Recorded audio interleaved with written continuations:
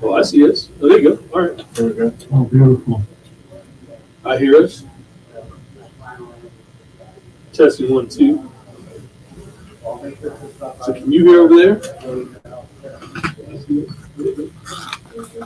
I'm hearing something. Over here. That's me. Testing audio So display. you're hearing me. And so I may be the audio monitor over here.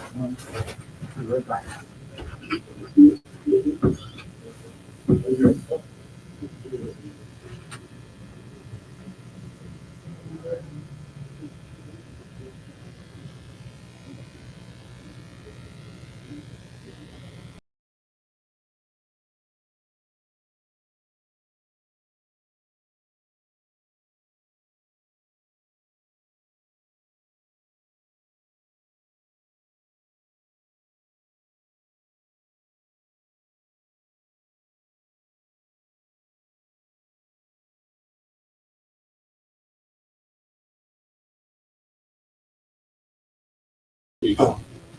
Well, I was wondering, like, is there sound? Like, because I know these speakers right here. Yeah, there's audio. Okay. Is that it? Test, test, test. I was wondering, like, is there sound? That's not here. Okay, but are we trying to get the That's sound? out. So yeah, I'm trying to get that sound because I don't want to hear. You want to hear that there, so she can. Exactly. So my HDMI. So you're probably audio in the box. See in the black. Yeah, I saw a knob and it was in the negative, so I turned it up. Let's see. So my HDMI. So you're probably audio in the box. Negative 1 dB. Test, test. There's an AV person who might be able to help us. Yeah. That would be great. All right, I'm gonna go ask Thank you. before I push anything.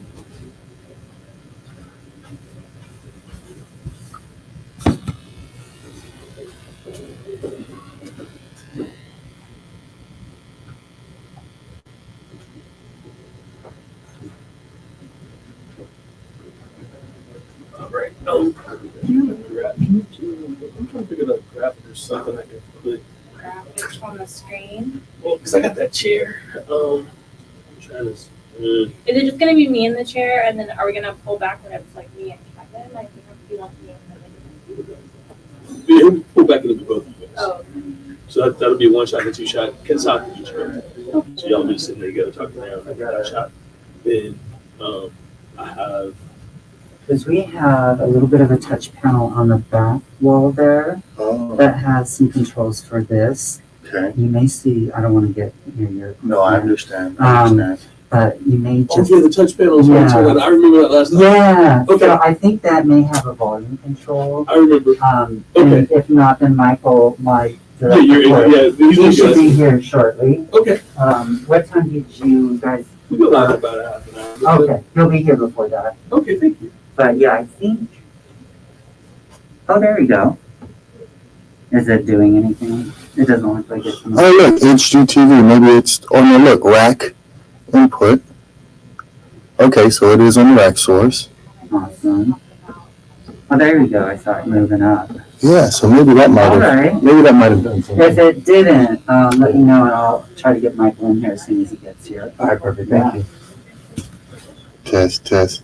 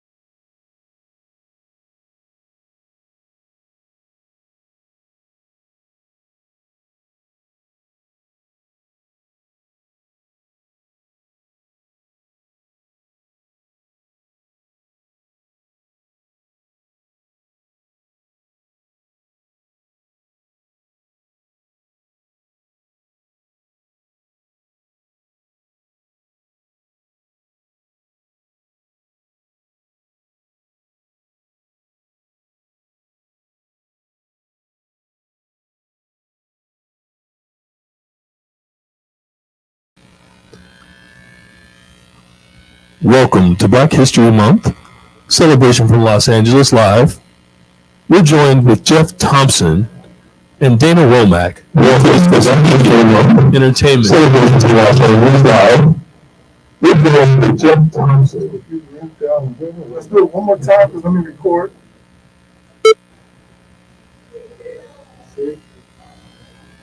Excuse me. Let's take it from the top again. And Jeff, Dana, great to meet you. Thank you for joining us. And I'll let you tee off, Jeff. Please tell us a little bit about your work with Oracle and at USC, and really why media, entertainment, and technology are pertinent in these times. Oh, that's great. Thank you, Terrence, and great to be with you, Dana. My name is Jeffrey Thompson, and I'm a vice president at Oracle Corporation and an adjunct professor at USC. You see, I brought some USC paraphernalia behind us, right? The other big piece that I think that I wanted to make sure you know about is, Oracle is a technology company. I spent 11 years as in the Walt Disney Company organization, including as vice president, global business development. What that means is any kind of media company considers itself a technology company because typically they want all of their content to be across new technology platforms such as mobile, such as 3D, such as the metaverse or any other technology. So I spend my time at the intersection of technology and content and new management and monetization systems. And the reason why that's relevant for today is because both the media, technology, and communications industries have been, in many cases, out of reach for many people of color, sometimes because of the challenge in technology of navigating those industries. And in the case of media, entertainment, and communications, the exact same. Navigating those industries is hard. It needs a particular skill set. And in addition, people need mentors and roadmaps. So I'll stop there and say thank you for having me.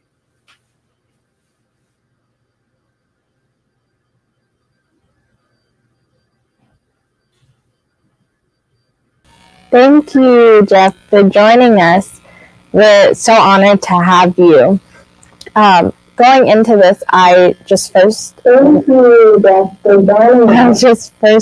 to talk about how your experience in being a leader at Disney, how that affected you when you transitioned into doing adjunct teaching at different universities, and then how that helped you moving into, your job now at Oracle Technology, how leadership and technology, how those go hand in hand, and how you need one to really be successful in the other. Yeah, I think for any student, I would always caution them to set big goals. I would also advise them to go into areas where they can be curious. I think that when you look at the Walt Disney Company, there's a little bit of schizophrenia there, right?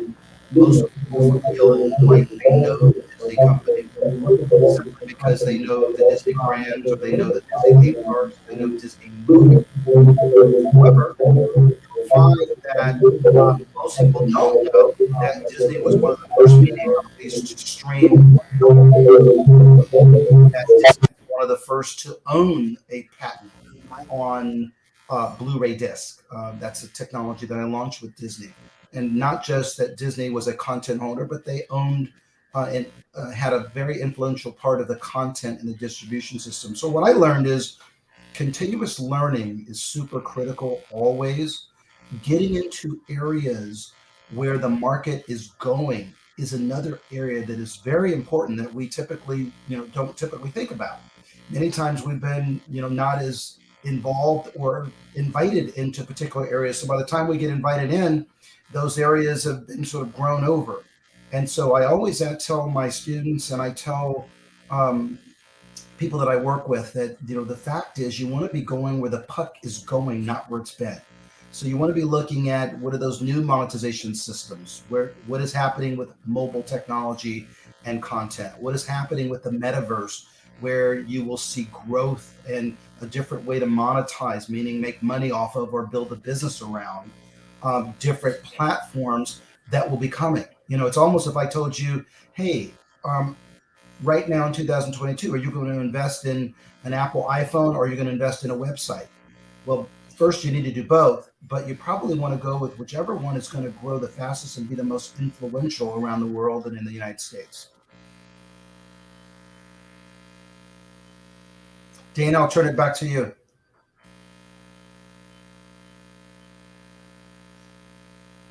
Much. That was all very helpful. Going off of that, I would love to talk about YouTube and your work with YouTube and how that has just completely transcended, especially when it comes to children and the amount of watch time that children's video gets, especially things like Mr. Beast and all the different children's entertainment, and how that's kind of challenged what we knew about media and even television. Yeah, I find it incredible the changes in it. And if you talk about specifically around, if you talk real holistically around TV, then I'll talk a little bit around YouTube. If you talk about television in general, most of us grew up with a television set. We grew up with a television, and it was like, hey, do you have a TV in your? How many TVs do you have in your house? One in the living room? Do you have one in your bedroom? But meaning, like our whole ecosystem was around a television, right? How we communicated with our news, with our local news, our national news, with movies and TV shows.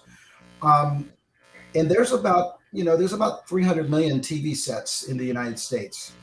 On average, there's about 100 million homes, and there's about three TVs each home. So you have about 300 million TV sets. And so you were programming for a universe of 300 million people, or 300 million or 100 million households. Quite frankly, what YouTube has done and what they've done in terms of leveraging new types of devices is expand that significantly. So how many cell phones are out there in the United States alone? Almost a billion, around the world. Just you have a significant install base. So you went from having 100 million different households to everyone having a TV in their pocket. And that is what is changing the business of entertainment, because now I am programming to each one of you, each person, rather than I'm programming for a glob of women or a glob of students or a glob of men that love sports. Now I'm programming to Jeffrey Thompson. And what does Jeffrey Thompson like? So the whole ecosystem around personalizing, democratizing matters.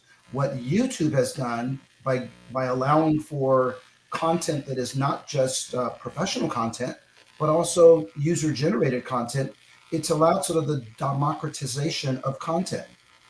If you take a look at things like TikTok, if you take a look at things like Reel and other like really new content creation vehicles that are 30-second, a minute long, right?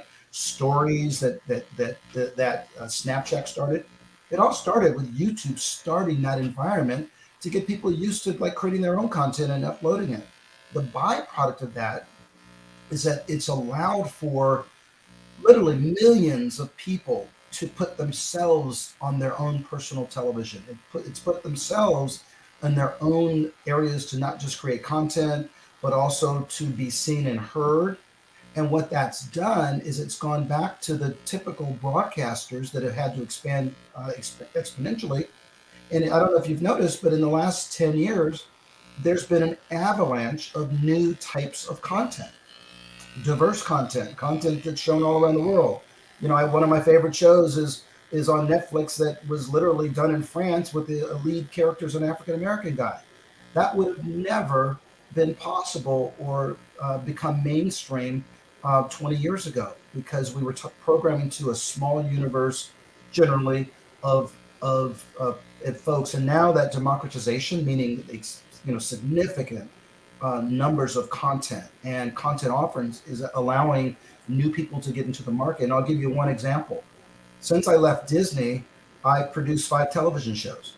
One on ABC Family, which was when I was at Disney, and then I've done 3 documentary sets, including Scrum, which just launched in October of this past year. Scrum tells the story of an African-American, the first African-American coach in the United States to win an NC2A national championship. Now, why is that important? Because I produced it and I own a piece of that content. And more than that, that's the kind of content that we wouldn't have been able to produce and get funded 20 years ago, because it's talking about rugby, not a big sport in the United States, but a big sport globally. It's talking about an African American lead character, and it's a documentary format. All of these things now are very valuable, and we can tell stories that resonate with folks. But it's all because of what YouTube started years ago, and not that many years ago. I'll turn it back over to you, Dana.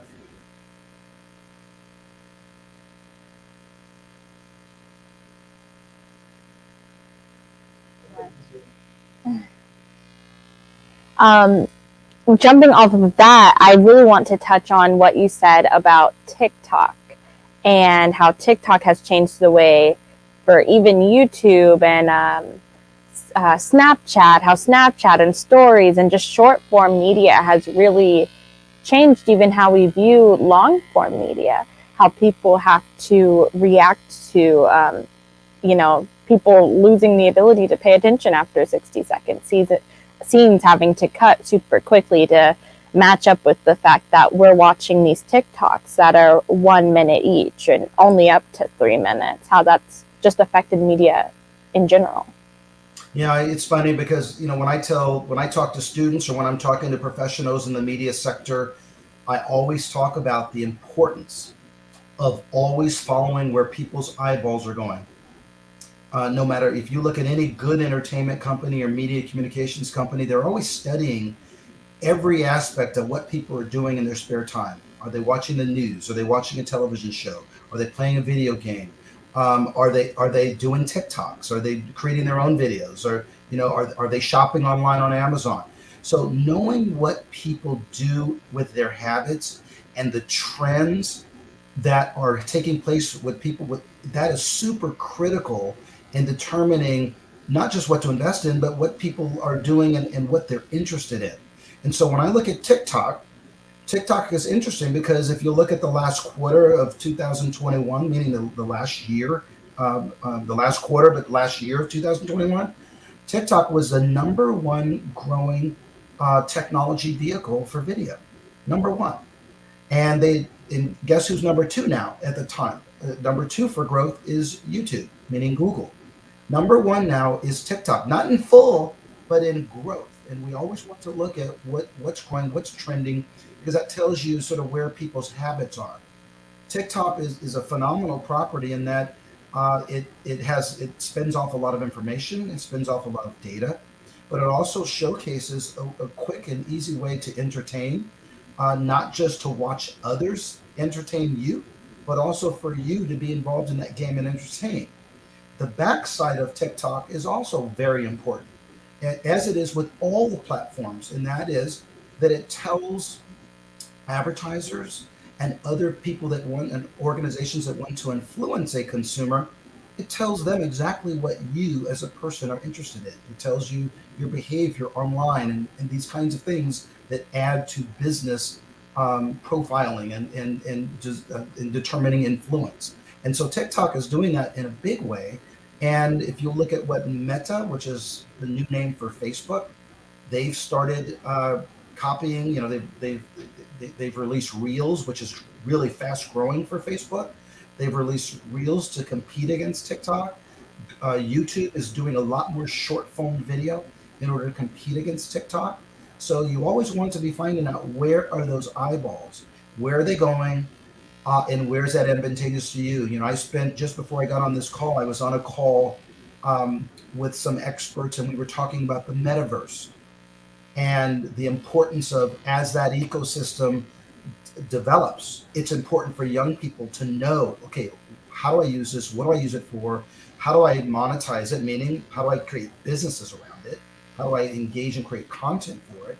And then, is this really going to be something, or is it a lot of hype? And so you never know. Sometimes these things blow up in big ways, and other times they fail. But when they blow up, they typically blow up big. Metaverse is all about creating virtual worlds and having real estate in those worlds and products in those worlds and sponsorships in those worlds and entertainment and content in those worlds.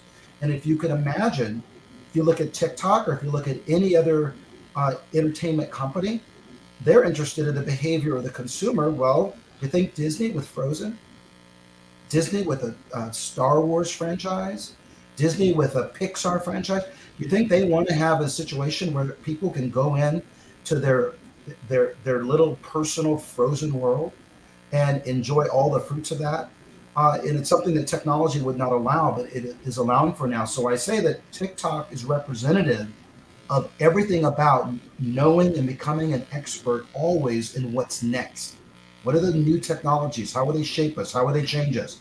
If you would have told me that everyone in America and everyone in the world would have a flashlight on their phone at all times, that they'd have a banking device, they'd have an encyclopedia in their pocket at one time, that everyone would have a television in their pocket all the time, 24/7, right? That it changes behavior. And boy, anybody that's a futurist says, wait, how do I leverage that?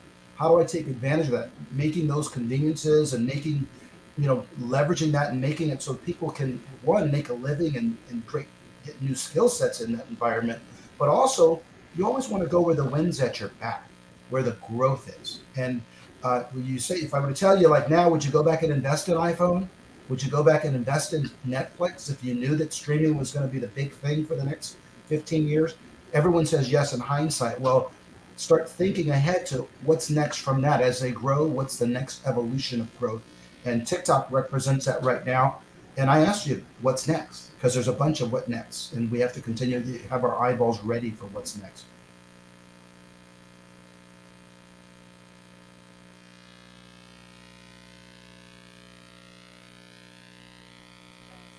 Thank you so much. That just makes me want to go back and touch on leadership again, and how, being a leader and being able to see what comes next and what is making, strides in media and entertainment, things like TikTok and Facebook, taking Instagram, putting reels on Instagram. People definitely go from TikTok to Instagram, just looking at reels over and over again all day.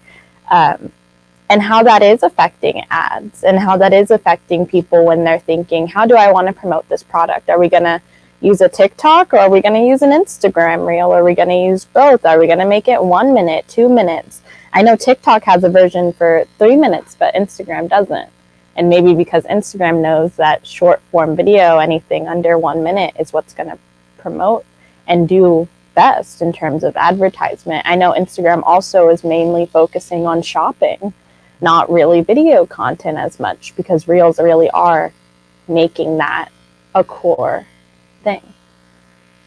Yeah, as someone who cares about the advertising ecosystem, I'm very excited where we are. There have never been more choices for different kinds of content to be married up with different kinds of advertising, right? If you look at short form advertising, of things like TikTok and Instagram and Reels, all the way through the traditional Super Bowl commercial, which each 30 seconds costs $7 million. There's a really interesting change taking place, and that is that I can personalize and create content across all of those channels. And so I would encourage. I think if I'm a marketing manager planning a media budget, I'm looking at, okay, if I'm doing reputational advertising, or even if I'm launching a new product, I'm going to be looking. I have to have a great social strategy, right? Because when you have a social strategy, you're really touching people, and you're touching them where they are. Literally, if they're in their car looking at their phone as a passenger in that car, if they're on the train, if they're walking, if they're sitting at a bus bench, no matter where people are, usually they're engaging with their phone. And so if you're just doing television ads, you're missing a whole lot of engagement of consumers and trust building with consumers. And I think that's where the digital piece has changed. We used to say, like, okay, how many hours are people watching TV a day? Oh, they're watching TV 3 hours a day. Oh, that's a lot of television for advertising. Well, think how much people are engaged on their phones every day. Literally, it's 7 or 8 hours a day. It's triple television, right? And they were telling us we were watching too much TV for the last 20 years, right? So now you have this engagement vehicle where you're influencing, and advertisers have the ability to touch someone across Facebook, across Instagram, across Reels, across Snapchat, across all kinds of platforms, right? Even platforms like Waze, where if I'm driving down the street, a Burger King or a McDonald's ad could show up because it knows I'm right in the vicinity of one of those restaurants. And so if I'm an advertiser, I'm looking for how do I use these different channels to develop trust, to develop a product positioning, and to drive active engagement. And active engagement, for those that don't know, is, if you have a television ad, you always want the ability to have a call to action, right? How do I get someone to not just see a Super Bowl commercial, but I want to actually go out and buy that Nissan, right? Or I want to go out and buy that dress or that whatever's being advertised. Well, quite frankly, if I'm advertising online, you're one click away from making that transaction. I'm on Instagram, I can make that transaction, which they have a Shopify deal and a big commerce deal where I can click a button and buy that whatever it is immediately right there. The call to action is push the button and buy.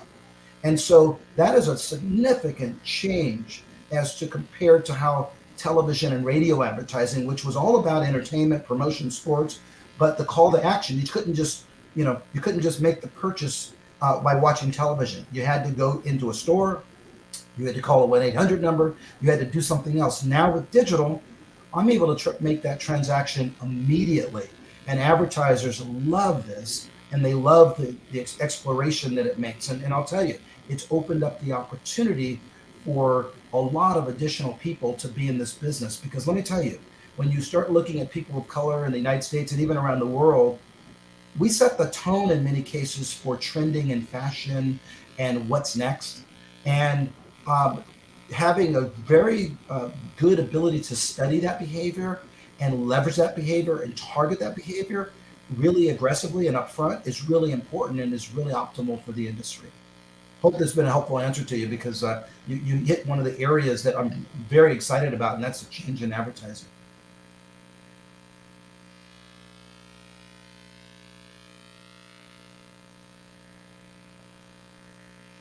Yes, me too. I really wonder how, as you're talking about bringing in new people and creating new jobs for people, especially people of color, how being a teacher has helped you in those spaces, how you've been able to teach, this grand world of marketing across all forms of media, helping people understand that, it doesn't stop at Twitter and Instagram and TikTok. You have to use Pinterest, you have to use Waze, you have to think about how people are going on to these shopping websites. What things do they want to see when they're shopping on Shein or any of these places, and especially how that ranges when it comes to the different demographics that you're reaching. No, absolutely. It's such a significant change, and let me just tell you, I'm a big believer that steel sharpens steel. So you have to have strong things to and be around strong people to continue to sharpen yourself and sharpen your skill set and be thoughtful about what the future looks like and what your future looks like in particular. The one thing I love about teaching, in the same steel sharpens steel, is that I'm teaching in areas. I teach digital strategy, I teach research in a digital component space, I teach digital technologies, and I teach digital marketing. So I teach sort of in that digital ecosystem. Now, why is that important? It's important because the things that I'm teaching, I'm not teaching English or other really wonderful subjects that we have to know. I'm teaching subjects that are changing, and they're changing year after year. So it's not that you're just teaching and learning. You're learning underlying concepts, but you're also learning what will be those future technologies that will change our world, right? That will transform our ability, including how we're doing this interview. This interview 20 years ago would have been a horrible experience. And now we're talking as if we're in the same building. We're having a good conversation. The edits will be fantastic. And it's all brought about by new technology that somebody invested in. And so, I would say that as I look forward, the thing I love about teaching in the areas that I teach is that I'm able to talk with real users of digital, real users, millennials who are pioneering and are digital natives, and watching their behavior. That's what's going to continue to drive us forward. When I look at Even how advertisers target. They like to target 18 to 34-year-olds because those people like branding and they're impressionable. You can spend dollars advertising to that group and they'll actually choose your brand, right? If you talk to the average 70-year-old and you advertise towards them, they kind of pick their brands and are in their brands forever, right? You're not going to influence them quite as much, but you can take a younger demographic and really influence them. Well, when I'm teaching, and I'm teaching young college students or master's degree students, and those are the people that will be leading change. And so steel sharpens steel. The best ideas, the best competition, the best thought process, the best ethics, the best inclusion, all these things really matter when you're in the ecosystem of advertising, digital, and technology.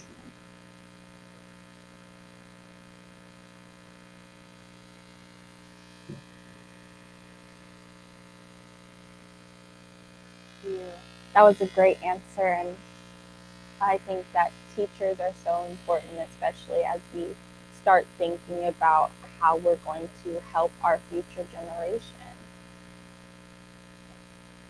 Absolutely. Yes. And Miss Griffin, thank you so much for joining us. We were just talking about leadership and teaching as it transcends media and digital marketing. And I would just love to know your thoughts on that, how media has shifted the way that we're teaching people and how media has shifted leadership as a whole. How media has helped us decide, what comes next. How are we going from here to there?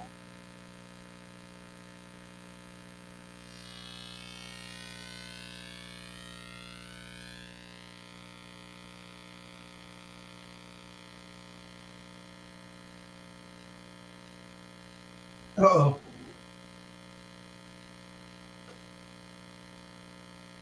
Well,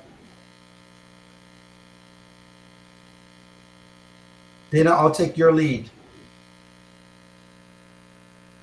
There she is. Oh, okay, I'm back. Hello, and thank you so much. And hi, Jeffrey, as well. I just want to say thanks so much for having me. Media has shifted so much, and it's interesting because, and I missed the beginning parts of your conversation, so I might come in at a different space. But as someone who works in brand and leadership development, we have been constantly telling people to prepare to be in a position to share at that level. But now that everyone has this platform that they have created for themselves, it's even more important that you're prepared for the platform. And so it has exposed people in spaces, it's allowed people to develop in real time, and it's really had a great it's given us a great sense for people who are prepared to be able to take their message, their platform, their business to the next level in that space.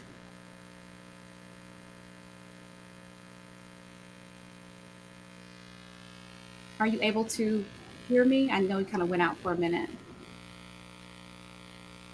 And Jeffrey, what do you think about? Well, I love what she just said because there's never from a creative point of view, there's never been a more an easier way to be creative in your advertising and your brand development, and there are different ways to compete.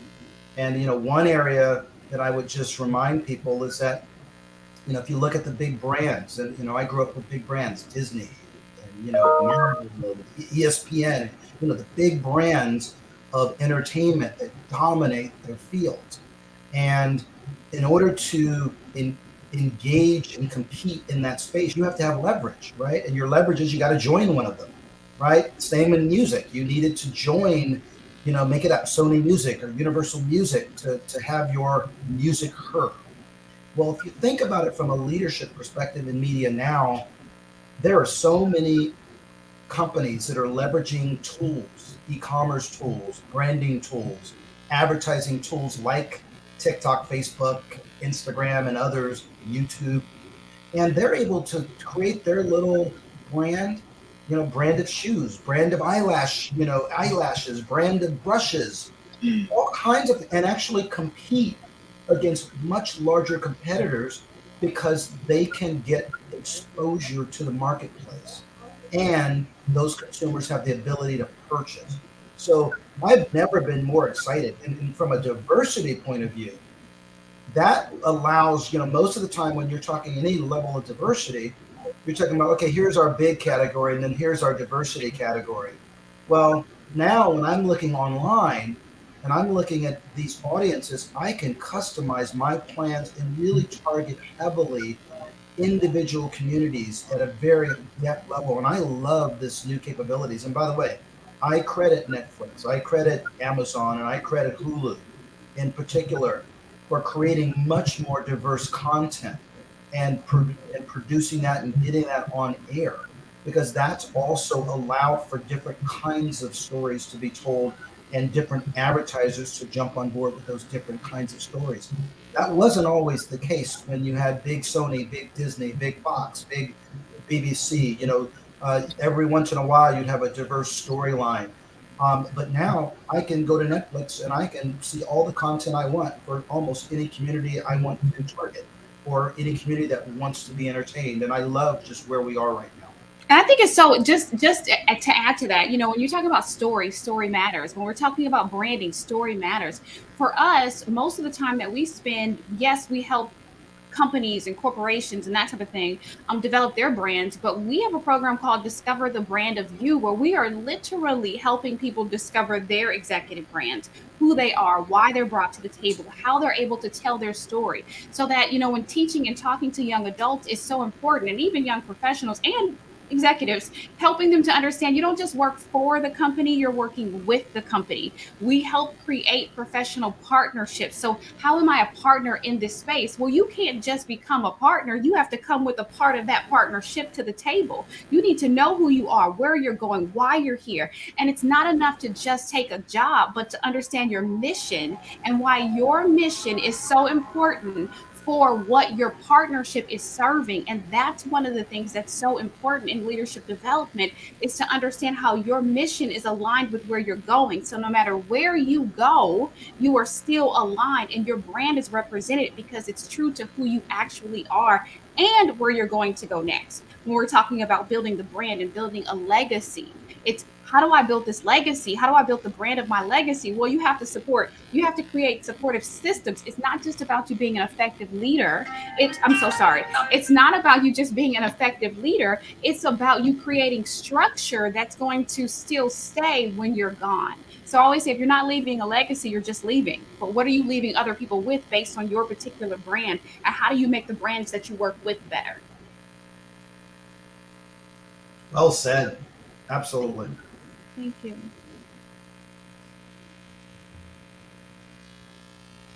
And I would love to go off that and talk about how media it's so different now, because when people are promoting their project, whether they have the backing of a studio or the backing of even a commercial team, they can just promote it on their social media.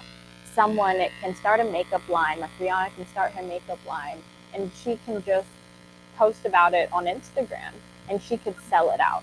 She doesn't necessarily need all the things that you would do to make a Super Bowl commercial or any commercial, but she does, because she knows that branding is important and that adds to the legitimacy of her product. I would love to know your guys' thoughts on how to make a product legitimate when only using media and entertainment. Can you explain that a little bit further? That question? Dana, can you clarify your question? So, when we're using media in these times, we think that social media or TikTok, Instagram, even just using something like Safari, just digital media, that is the way that people go. That's kind of the way that works nowadays. I feel like we were talking earlier about television and how people would watch the Super Bowl with 30-second television slots. But now another way, and a kind of more successful way to talk to people's understanding of a product, is to post about it. And what do you guys think about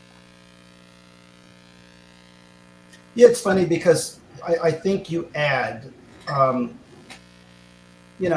but look, if you have 20 million people, there's 112 million people that watch the Super Bowl in the United States this year. So Super Bowl ads are still really powerful, really important.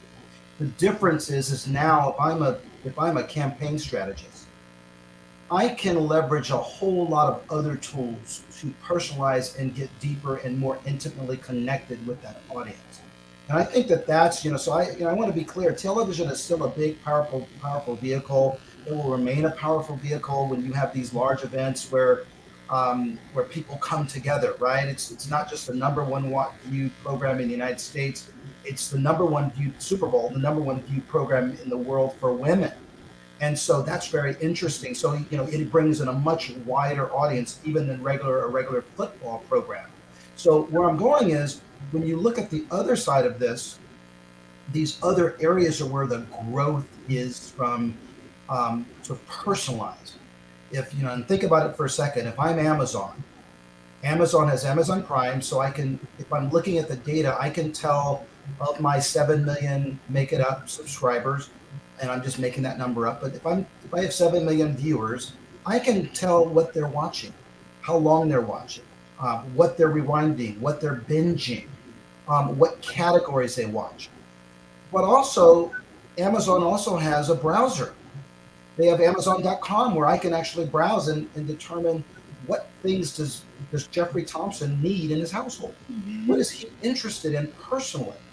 And that is a significant change. So I can tell what people want to do from an entertainment point of view, but I now can start to get data on, well, what is the shape of Jeffrey Thompson, using myself, Jeffrey Thompson's life, based upon what he searches on. Oh, does he need a pool cleaner? Does he need a horseback saddle, which tells them I own a horse or a farm or something? Is he looking for a new car? If he's looking for a new car, what color is that new car? So if you ask the question, the digital media, like even what Amazon and others have, you have the ability to really personalize. And then I'm going to go back to the third and really important piece. I know what people want to do entertainment-wise. I kind of know what they're browsing around.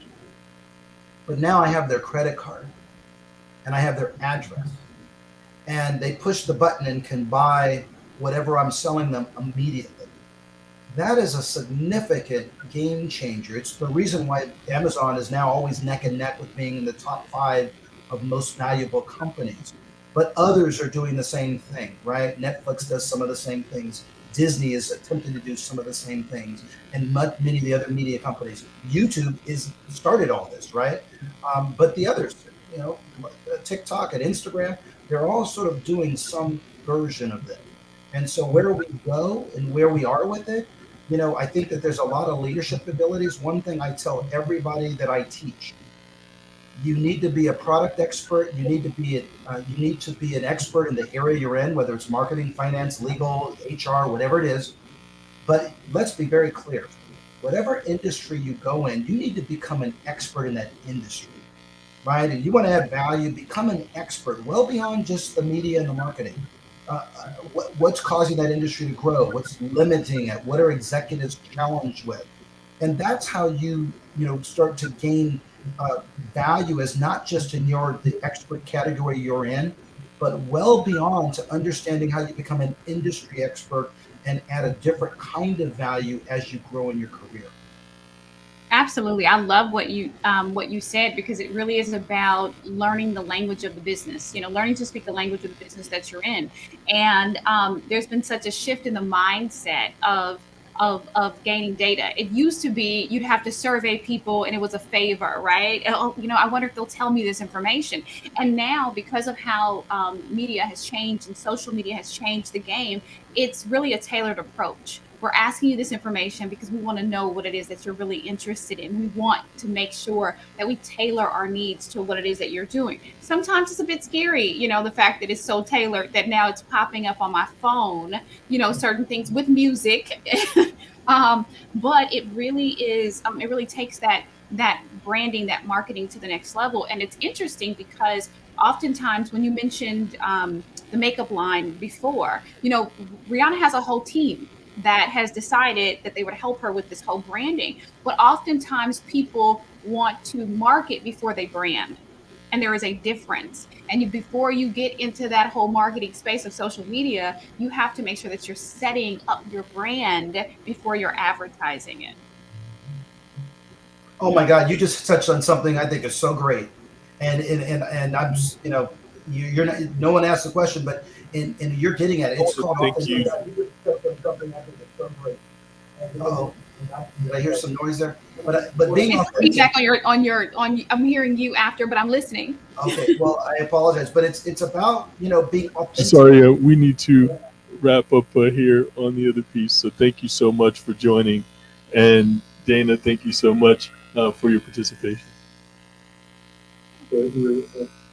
Okay, well, thank you. And Jeffrey, I will connect with you on LinkedIn as well, so I can hear your other thought. But I'm Please listening. Yes, if this is it, I'll definitely connect with you. We should absolutely. Thanks, Dana. Thanks, Dana.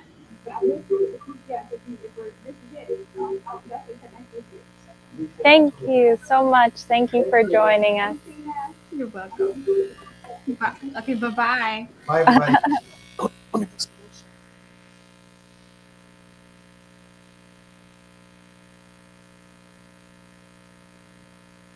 So Dana, I'm going to introduce you to Mr. Daniel Walker, fellow producer. Hello, it's so nice to meet you. And he's going to answer a few more of the questions sort of directly. So please.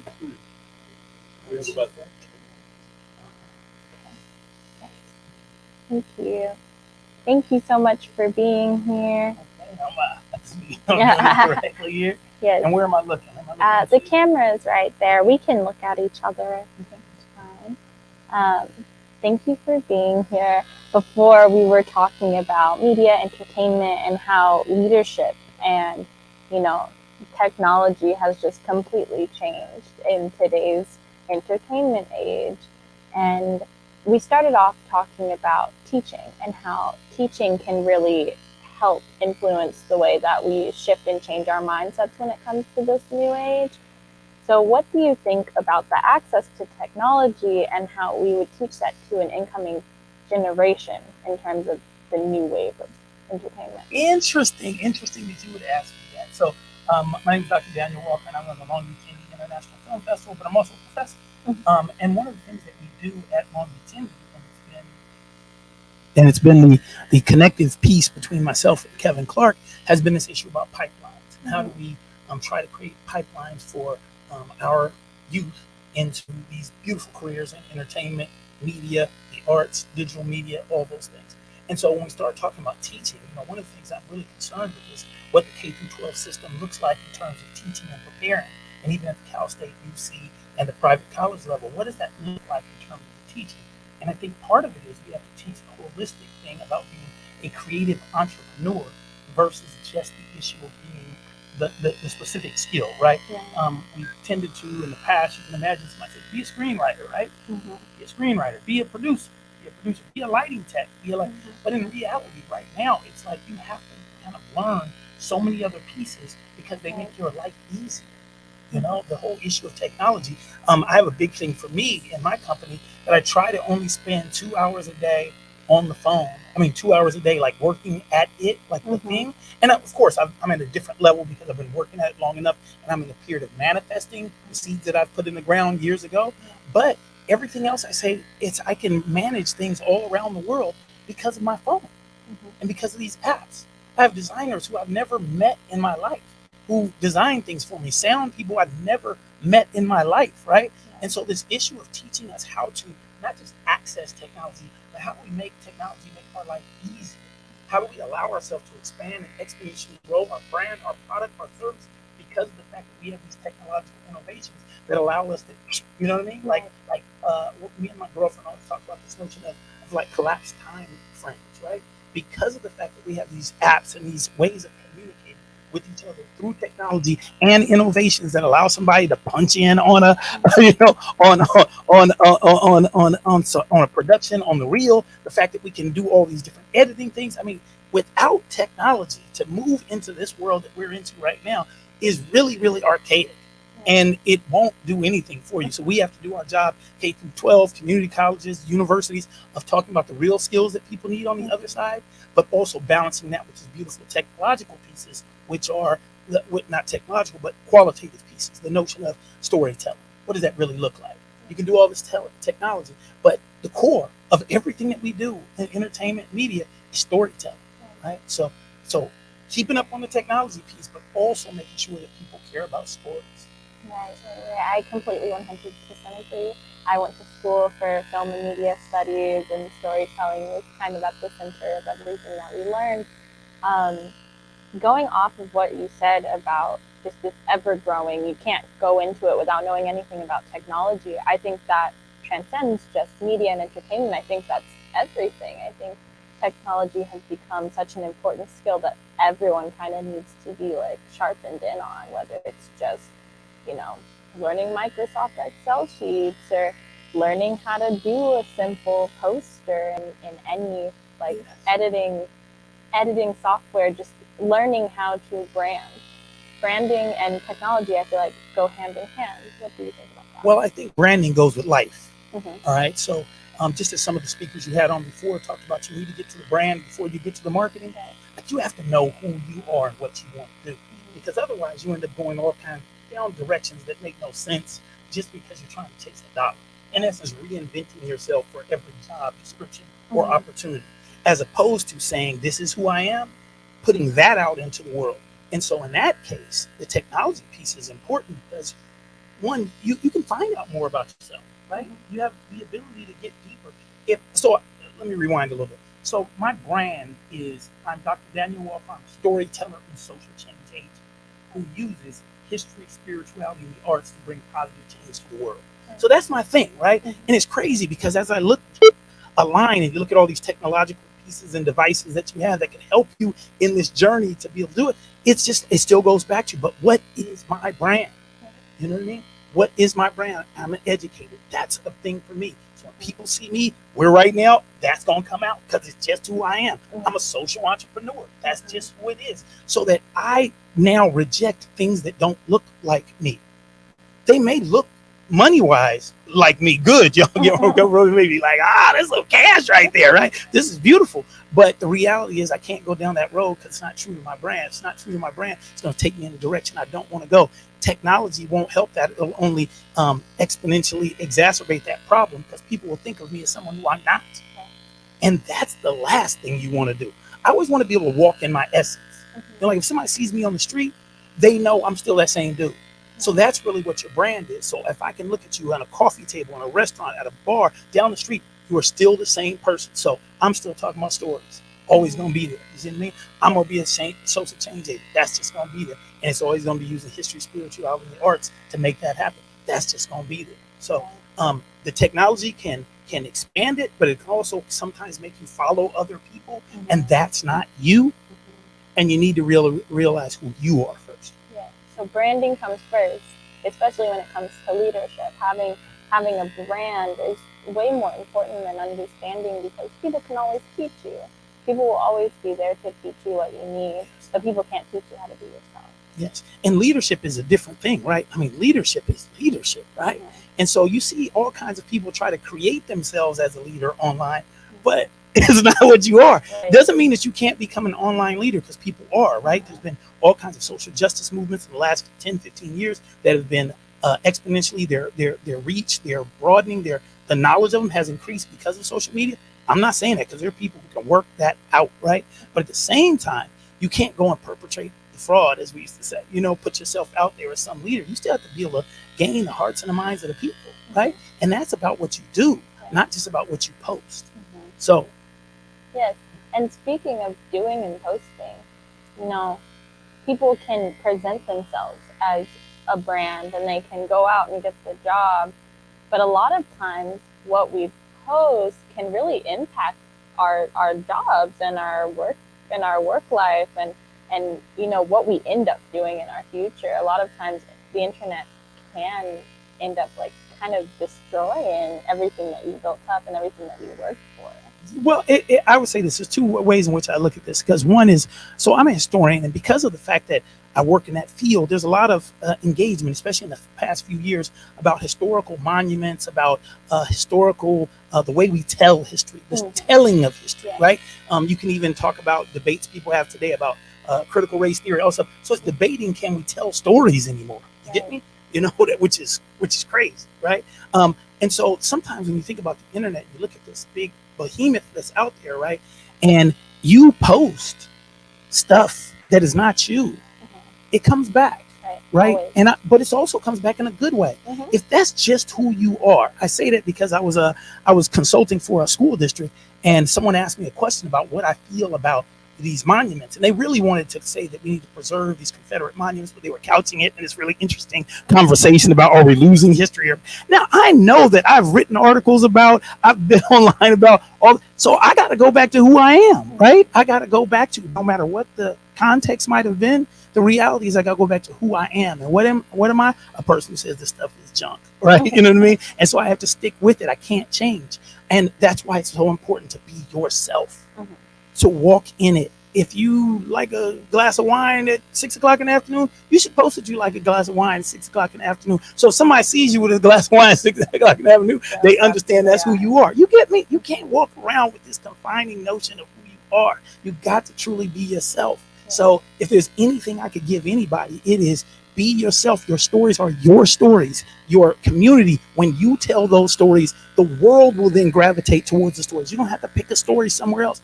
Be yourself. The most personal is the most universal. And if everybody just gets that as a storyteller, then you don't run and find other stories. You tell your truth. Your truth is your brand. Your truth is who you are. Your truth is your reality. You get me? So you just go all the way through with that same mentality, and then you'll be all right. I think that's great. Even in terms of leadership, I think that's great advice. You know, be who you are and stay true to it. Thank you so much for joining us and for giving us your wisdom. I really appreciate it. It was an honor to meet you. Well, thank you for doing what you do. Boom. Sure. Looking forward to talking. Thank you.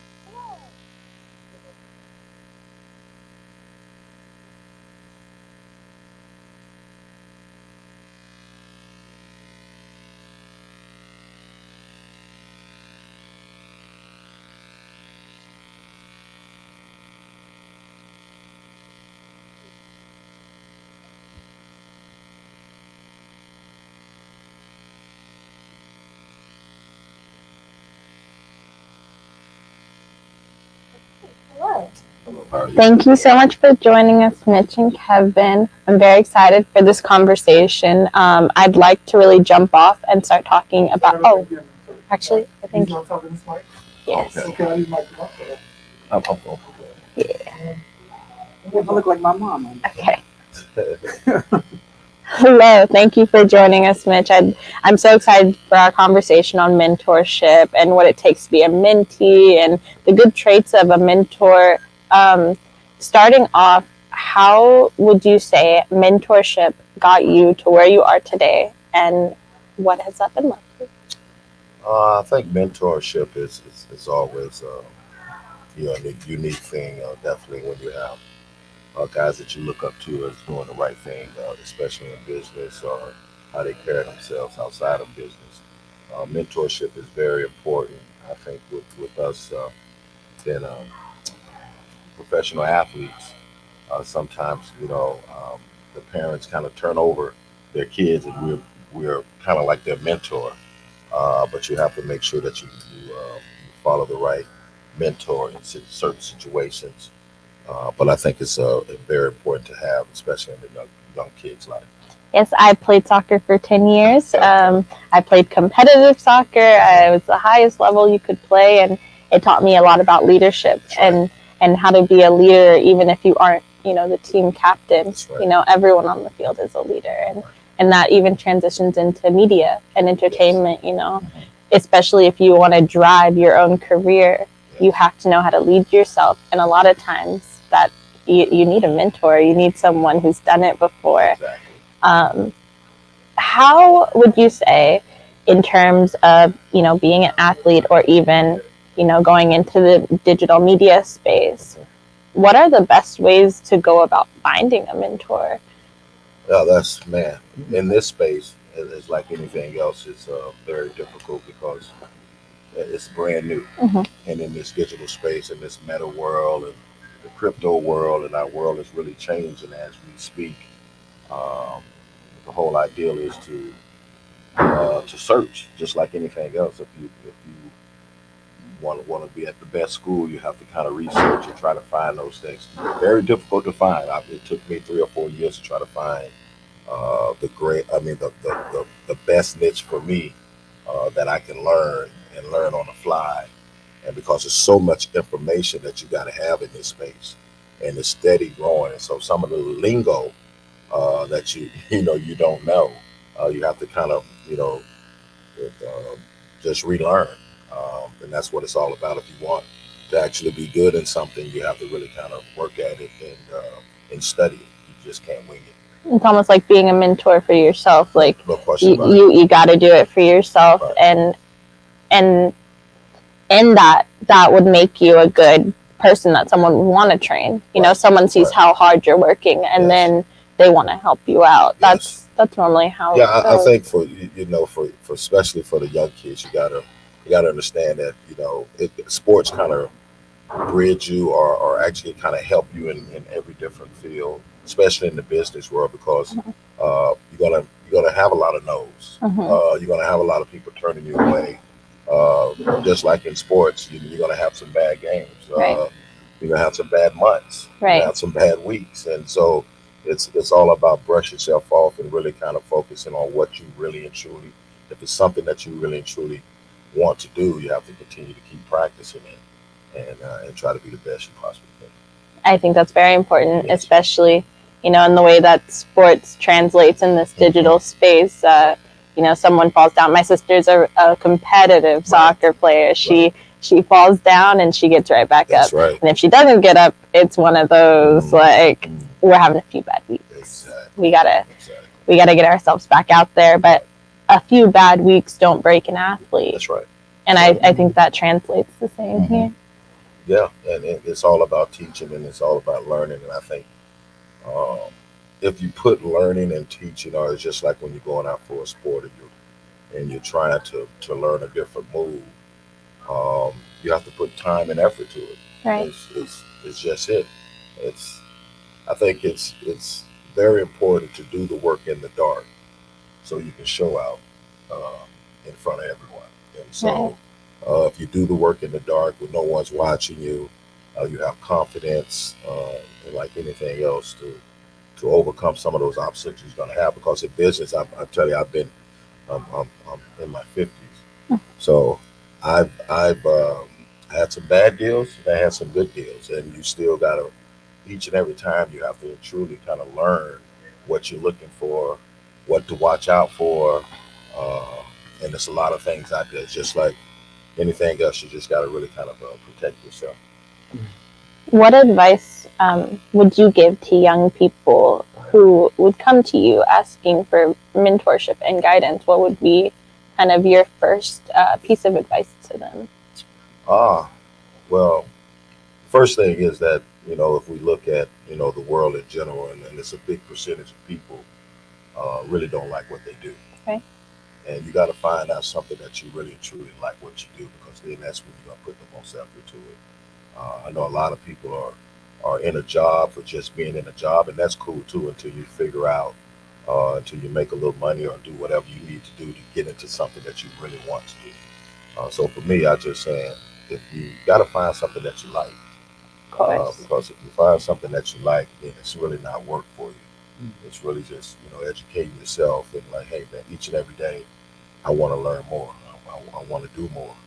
And I think that's the best thing I can tell. Thank you. That was great. I'd like to turn it over to Kevin Clark of DAKAR and just ask you, Kevin, what do you think in terms of mentorship in this digital age? What are the key traits in being a mentor to young people? Okay, so one, I want to thank Mitch, Terrence, and Shane, and Saul, who are operating cameras and the equipment, because they're mentors. Yes. They're mentoring DAKAR, the organization that we started almost 30 years ago.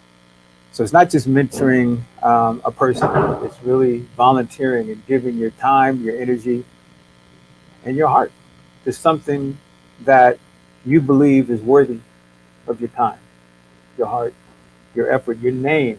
So mentoring is mentorship is a very big thing for I think all the people that are listening to this and that will learn anything, is try understanding that you have to have a big heart, big ears, and a little mouth. Because the only way you can get people to tell you who they are is to draw things out of them, and they don't want to be talked to death. Right.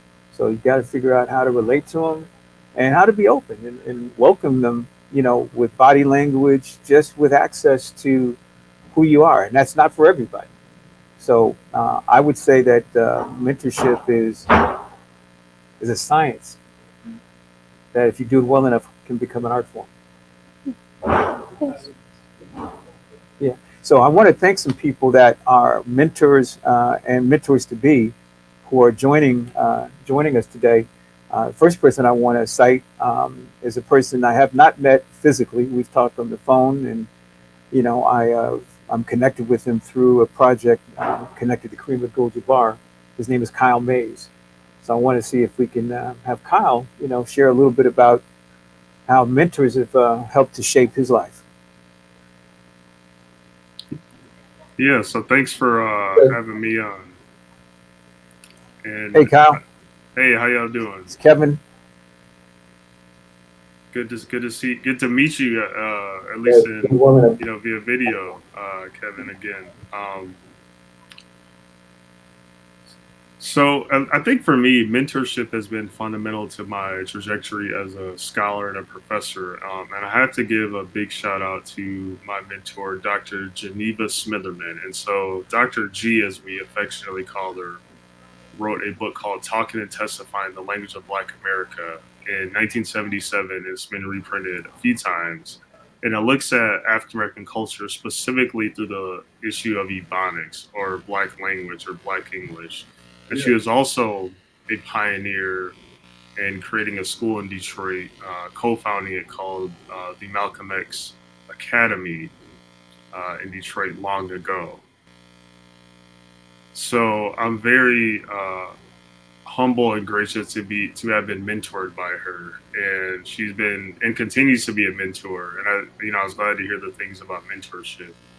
because mentors are not, some mentors are there for a part of your life, and then some are there for a lifetime. So I'm so grateful, and then now I get to be a mentor to colleagues and younger scholars as well, even though I'm not that old either. But you know, it's a very important thing for me.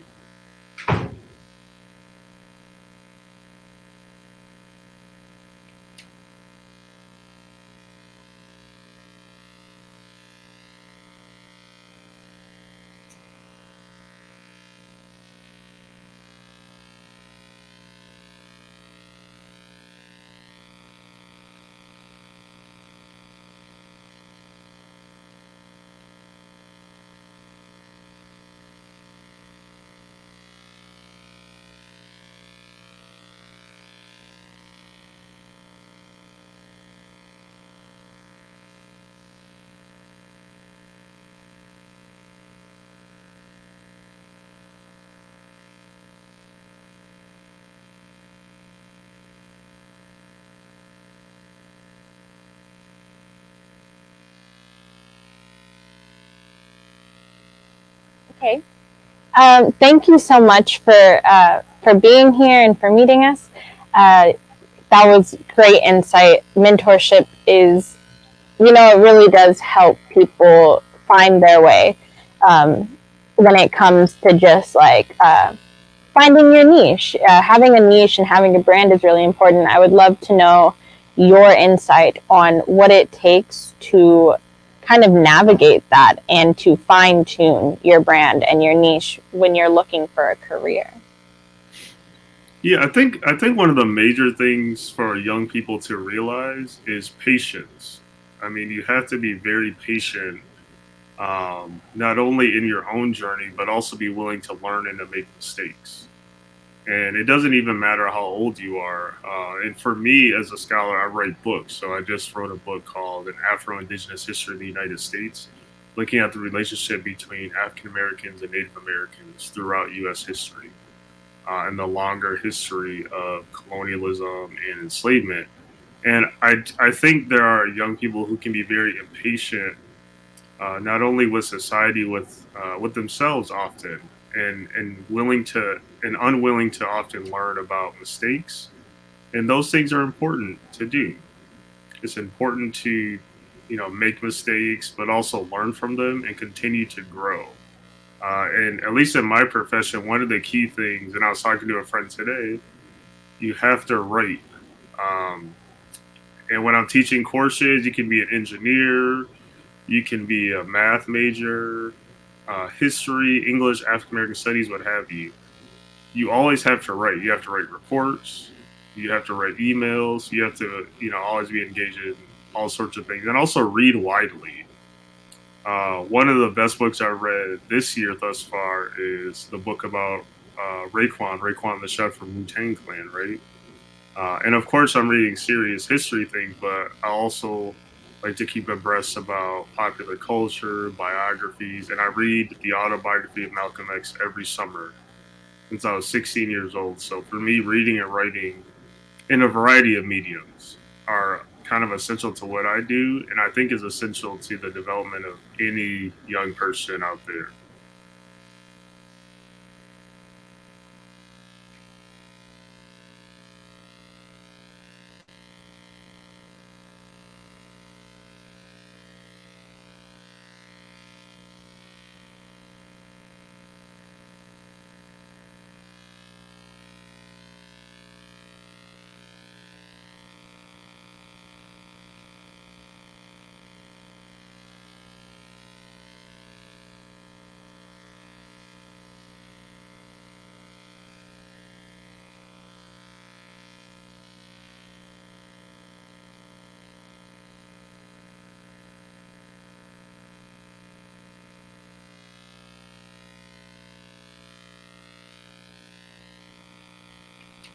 You so much. I think that that is so true, that writing in English and just knowing the words to use, the specifics to use, that can be very helpful when it comes to navigating in this industry and in this world. I thank you so much for joining us. I would like to turn it back over to Kevin.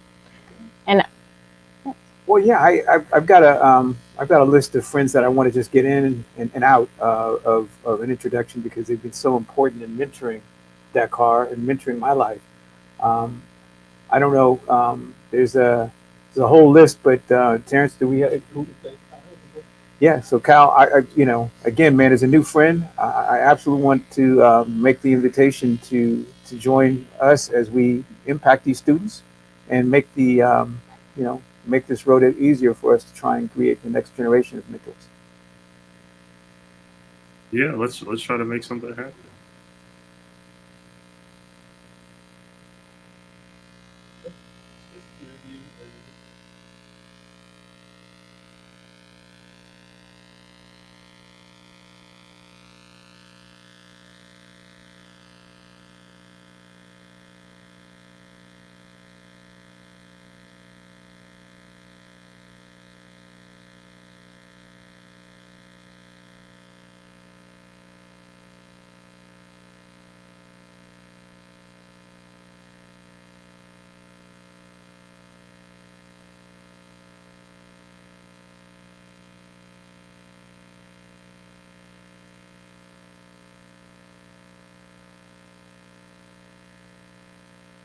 Create a television program, and Digital Pathway Initiative is very important in making sure people know how to read, write, produce, present themselves, and create story. So Brown Bag TV is what we created, is a way for us to do all of this and deliver it during lunchtime. So hello, Dave. Hi, everybody.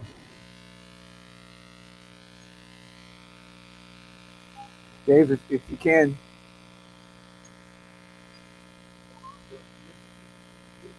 Dave, if you can, just share a little bit about how we've met and what you believe Brown Bag TV can do as a mentorship. Okay. Hi, my name is David Cohen. Right now, I am a content designer at I think we've WhatsApp. lost Dave. You want to move? Who else do we? Okay. Hi, my name is David Cohen. I'm a content designer at WhatsApp. I've been working with Kevin and DAKAR for, I don't even know how long now. Decade, at least. It's been a long time. I met Kevin through my work when I was working at an advertising agency. And since then, I've been supporting him, in particular with a focus on Brown Bag TV. Brown Bag TV, we're experiencing a little of it right here, but the idea is to get students and people who want to learn by doing. I don't think that's like up to.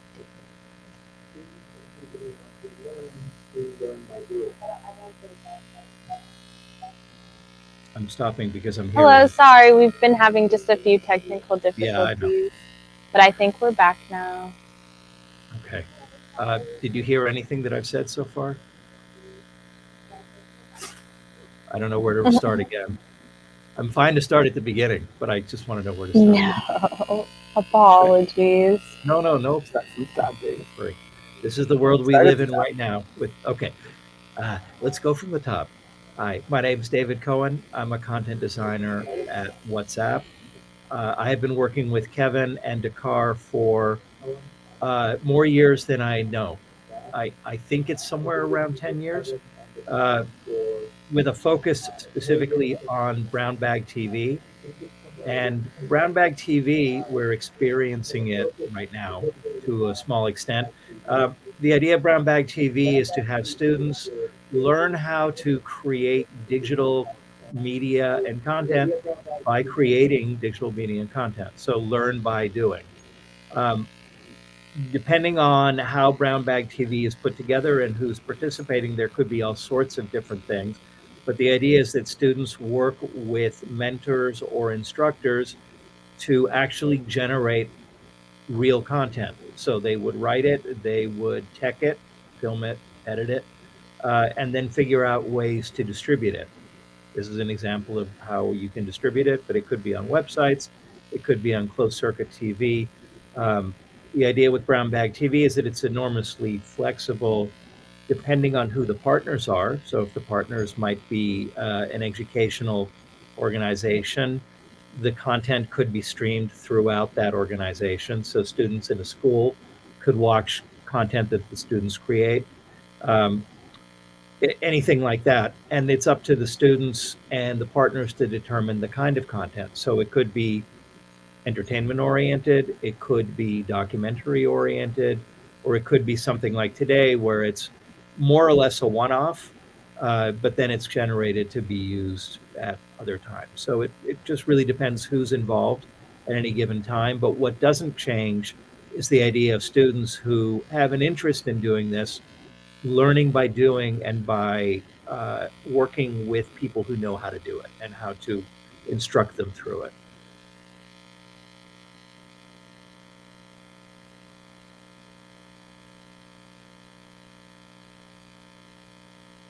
Thank you, David. I would love to know your thoughts on how WhatsApp has transformed into this just super broad communicating service. I know that I use WhatsApp to talk to a friend that I have in Europe, and that is our only form of communication.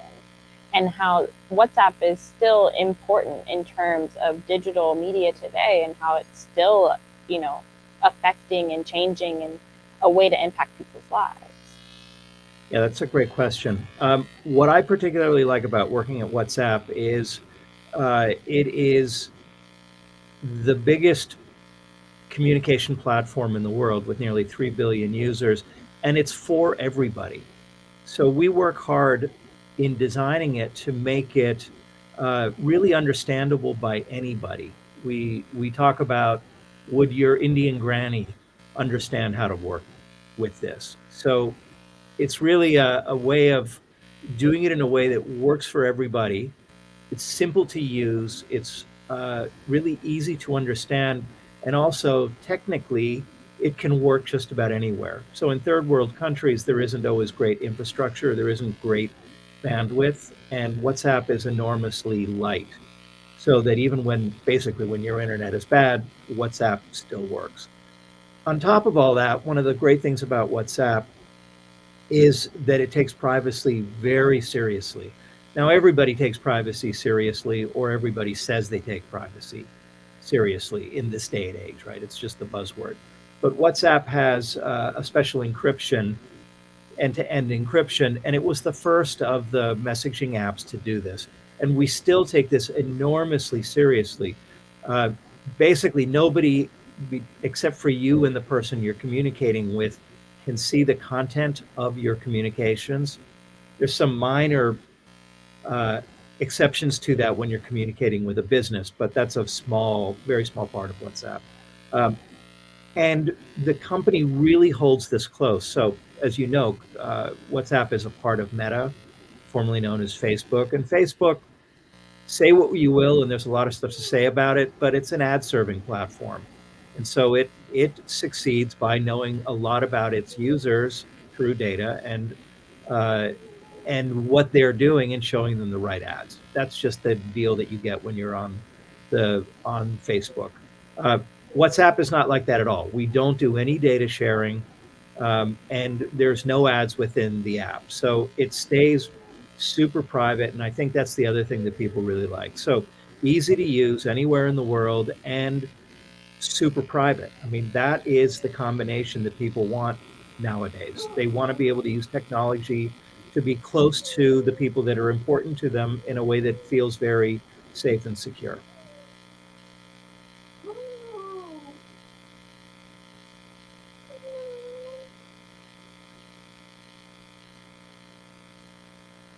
Before I move on to Kevin, you say that WhatsApp is one of the easiest apps to use and it's very streamlined. I wonder how we could take that and use it in other media settings, and use it with Facebook, Instagram. Parents are always saying, Instagram's so hard to use.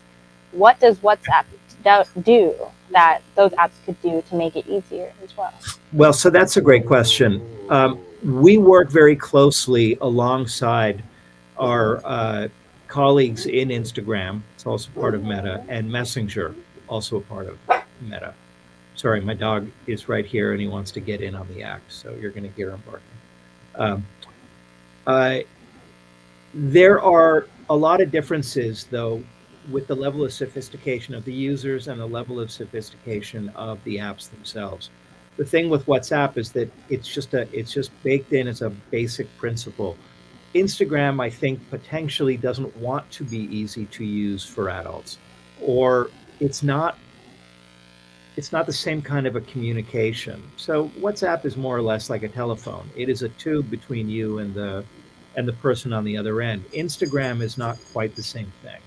So it really comes down to the intent of the app. Instagram shows ads. Instagram is a place where you can put up pictures and people can comment on them, but you're not communicating directly, right? It's not like a tube from my mouth to your ear. It's more like a place where I put a picture and you enjoy that picture and you tell me how much you enjoyed it. And then I put a heart on you telling me how much you enjoyed it. The simplicity is something that WhatsApp is dedicated to doing, but I don't know that other apps do that. Now, how can we bring that to all sorts of different places? I'll tell you that every designer, every interaction designer wants to make their experience as simple, intuitive, and easy as possible, but that's really hard. So doing things that are difficult is easy, not to pull it off, but to create something that's hard to use is easy. To create something that's easy to use is really hard. It takes a long time, a lot of experimentation, and a lot of working through user testing to do this. And it's something that WhatsApp is really focused on. I like to think that we're a bit of the envy of other platforms when they look at how easy WhatsApp is to use. But I do know, because I've had these exact conversations, that sometimes they say, well, that doesn't matter. We don't design for the Indian granny. And WhatsApp does. And it's just a matter of who we do it for, rather than who Instagram might do it for, or TikTok, or Snapchat, right? Those are for kids. Those definitely don't want adults involved. If adults are confused by TikTok, so much the better.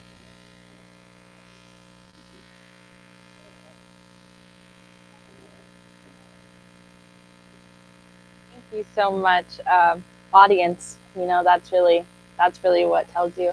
I'm going to turn it over to Kevin. Okay. Well, we're racing to try and get some very important people on.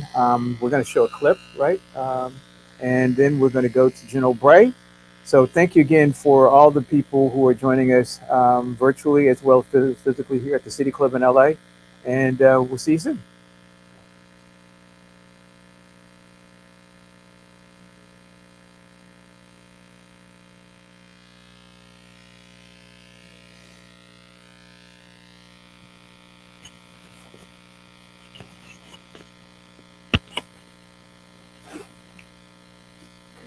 We can get out of here, man.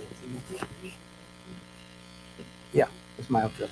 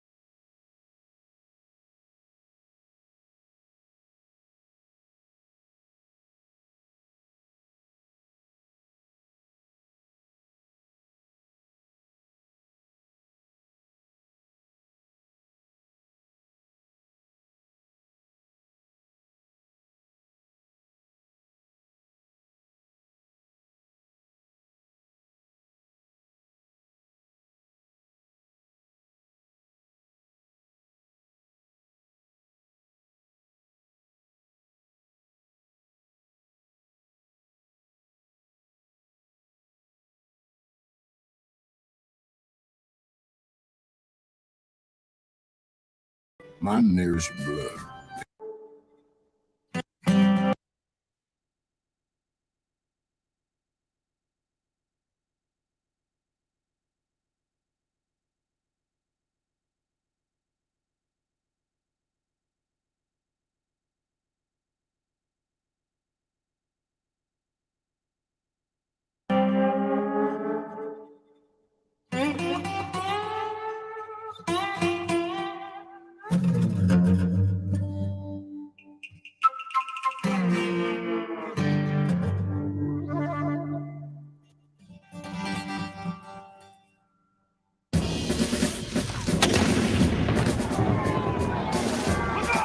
I have stood in battle. The balls like hail were flying all around. The man standing next to me was shot by my side. His blood spotted upon my clothes, which I wore for weeks. My nearest blood, except that which runs in my veins, was shed for liberty. Liberty is dear to my heart. I cannot endure the thought that my countrymen should be slaves. Revolutionary War veteran Samuel Harris. Hello, I'm Colin Powell, and I was an American soldier for 35 years. I was a Black American soldier, and I followed in a long tradition of Black men and women who have served this nation since long before our Revolutionary War. For so many years, they served their nation without their nation ever serving them. They served because they believed in this nation. They believed in the promise of our democracy. They believed in what the Declaration of Independence and the Constitution said. But for so many years, they were denied the rights and the privileges that other Americans enjoyed. Their story isn't well known. Their story was suppressed. Historians did not write about it well enough. But there's a wonderful story. It is a story of a group of Americans who never lost their love of this country, never lost their faith in what the Founding Fathers had promised. And that's why this story is simply called For Love and Liberty. To the war has gone to the war in the ranks of death. In the ranks of death, you find his father's song has heard it all. And his wild heart son, he hung him there.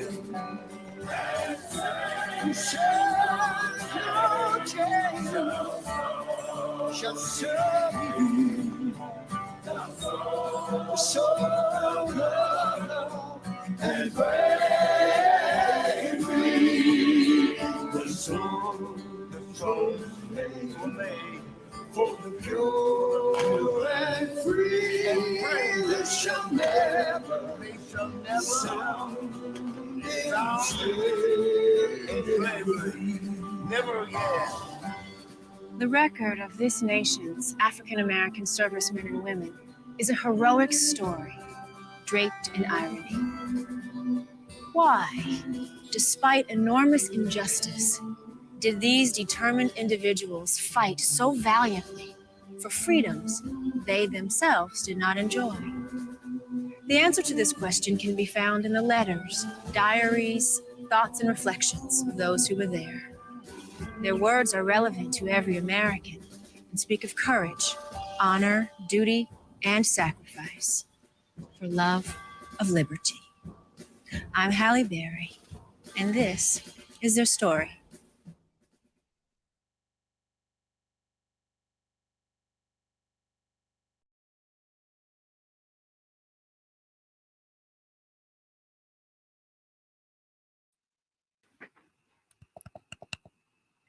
Wow, what a fantastic clip.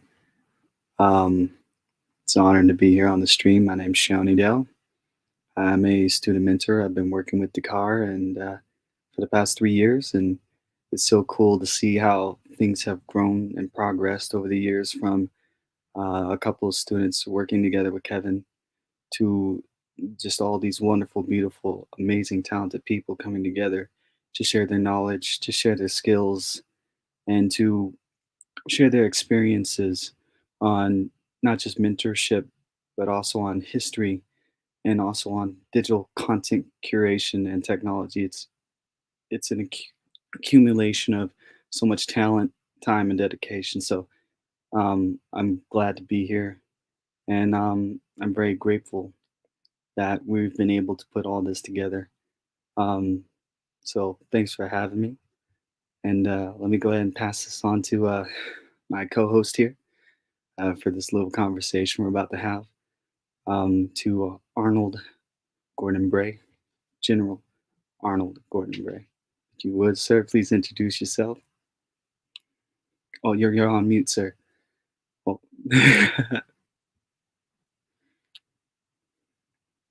Sometimes you got to be smarter than technology that you're playing with. First of all, thank you very much, Tony. I'm very glad to be here, and very glad to have this conversation with those who are willing to listen. I spent some time listening to Mr. Cohen, who I've known and been back and forth with in various times through DAKAR, as a matter of course, and I heard what he was talking about. And you know, the great irony is that he is part of the nation's informational capacity, and because of what he's doing and the things he's working with, all of this is an intersectional discussion. You know, as we celebrate African American History Month, and this particular segment of time is being set aside to try to address some of the key concerns: mentorship, being involved in the media, telling the story from the perspective of those who are making the history itself. And we'll get to some of those folks who've been critical. But the first thing is, you know, everybody talks about being in the room. Being in the room. It's access. I love Hamilton because, you know, he is one of my favorite parts is where, you know, Aaron Burr is pissed off because he watched history change around him when he was so critical to it, and he's thinking that, wow, if I'd have just been in the room where the discussions were taking place. Well, African Americans have been considered not in the room for a long time. And the reason why was not so much reality. It was the media that captured it, and the information that was presented and how it's presented. History written down. History written down is pretty good. History captured, the visual is where the problems lie, especially the visual. And that clip, and that clip you just showed is a 5-minute segment, by the way, of about 6 hours that was culled down from over 10,000 hours to oh my God. 10,000 hours to make it one. First of all, and it is weathered the storm of authenticity through the Air Force and the Army's historians. And the naval stamp didn't get there yet because it was so long.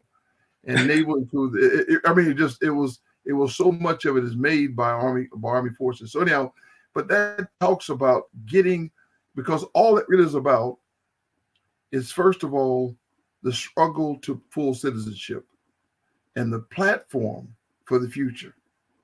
And you know, so the whole goal of you and I in this conversation is to make sure that curmudgeons like me don't make it a conversation all about the past, but more about the future and the promise better. And so, so one of the things I hope we'll do here, and I hope some folks will chime in and ask some and make the different questions difficult, make them difficult, because I was trained to do that. You know, like I said, one of the things that I remember, you know, from combat was I was in Iraq, and some of my guys were holed up in a school, and my company commander, Captain Davis, when I drove up, he told me which way to come into the area, and I came into the area and I looked out, and I saw this mob, a couple hundred folks, and we had almost that same amount of media.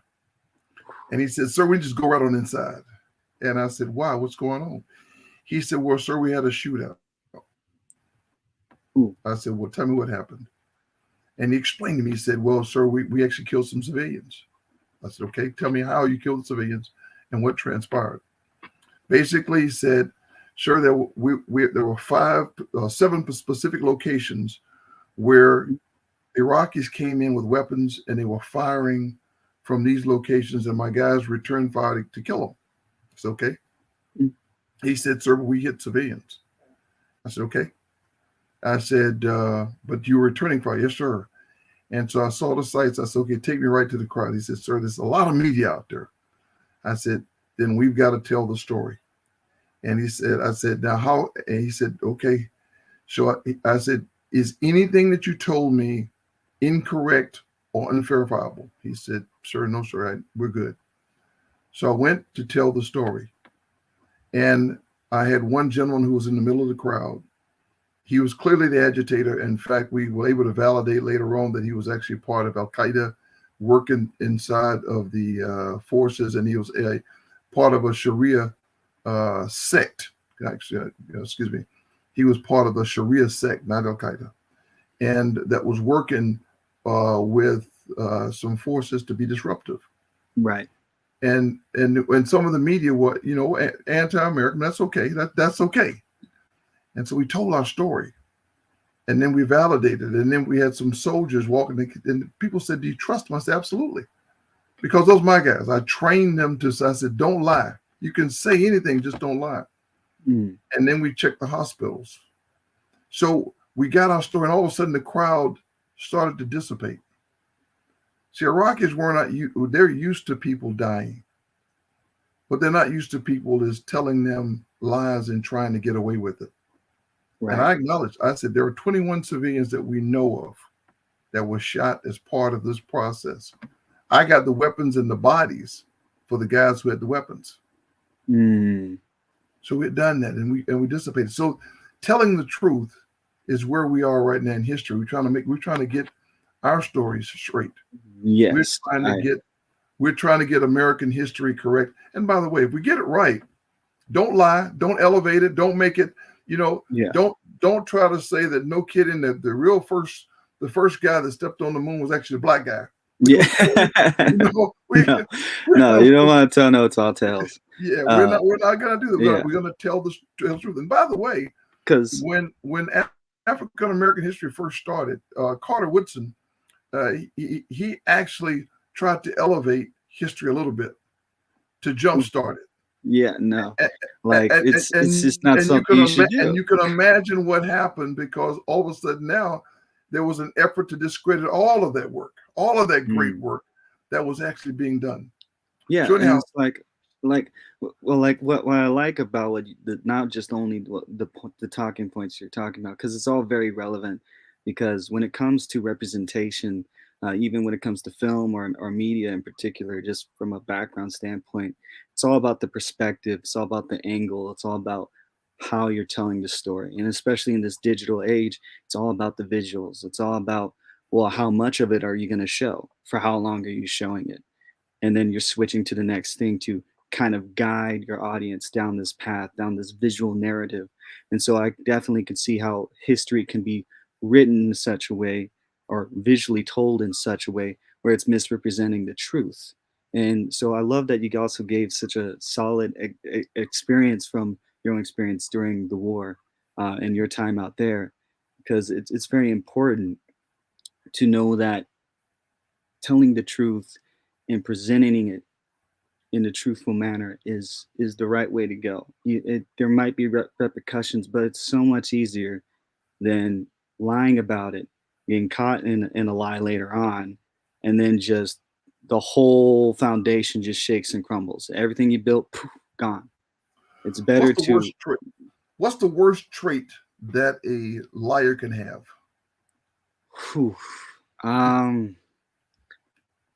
I'd say it's the elevation.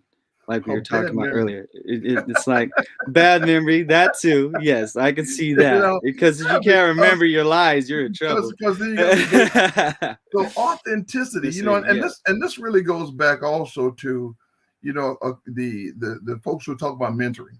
Yes. You know, a key trait is being authentic. Being authentic. It is. And Making like sure, and by the way, that's also a trait of a leader. it is. You better have that right, because Mm. you know, tough news is okay, but it never gets better with age. Mhm. It never gets better with age.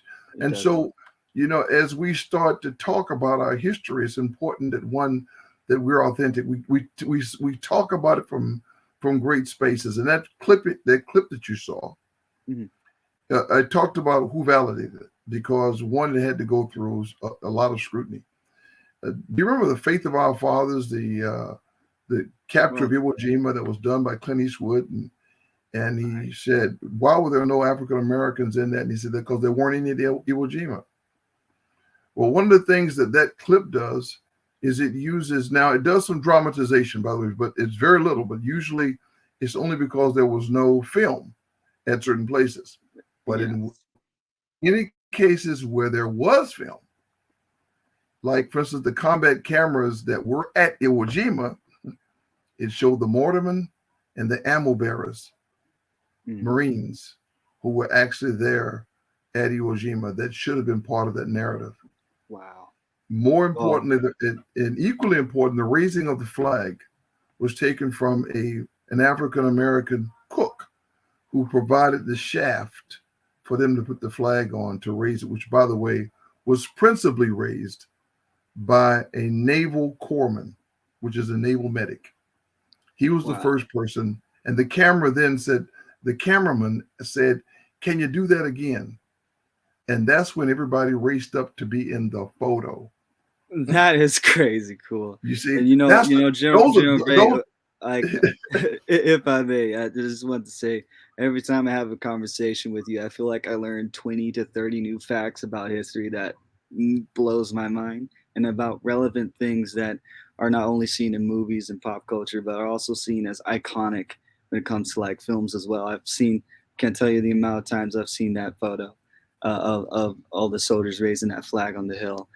We only have a minute left, and so what I like to do in closing to this is just sort of wrap up. What's the main takeaway that we would like to impart with our viewers? And what I want to add to that, to kind of circle and tie in everything that was discussed here in this conversation, this brief moment in history, is that, not only from the mentorships and the representation and the truth, is that it all comes down to these four simple steps to really be the best version of yourself, to really be the best mentor, the best student, best anything, is to be it in order to do it, in order to have it, in order to share it.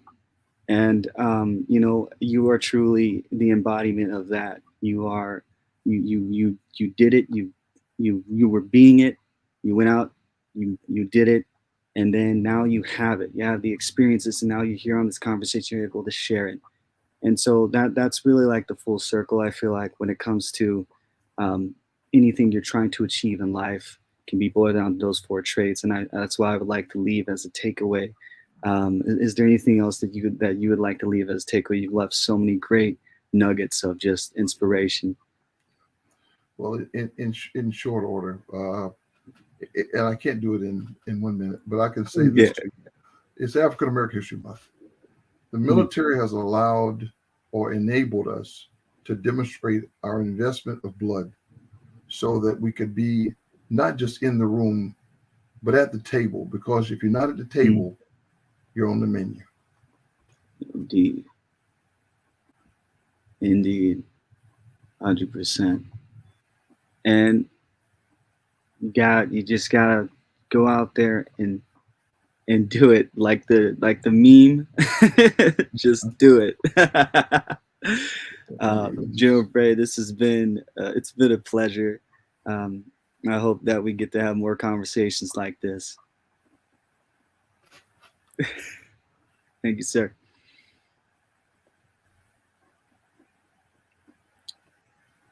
Cool.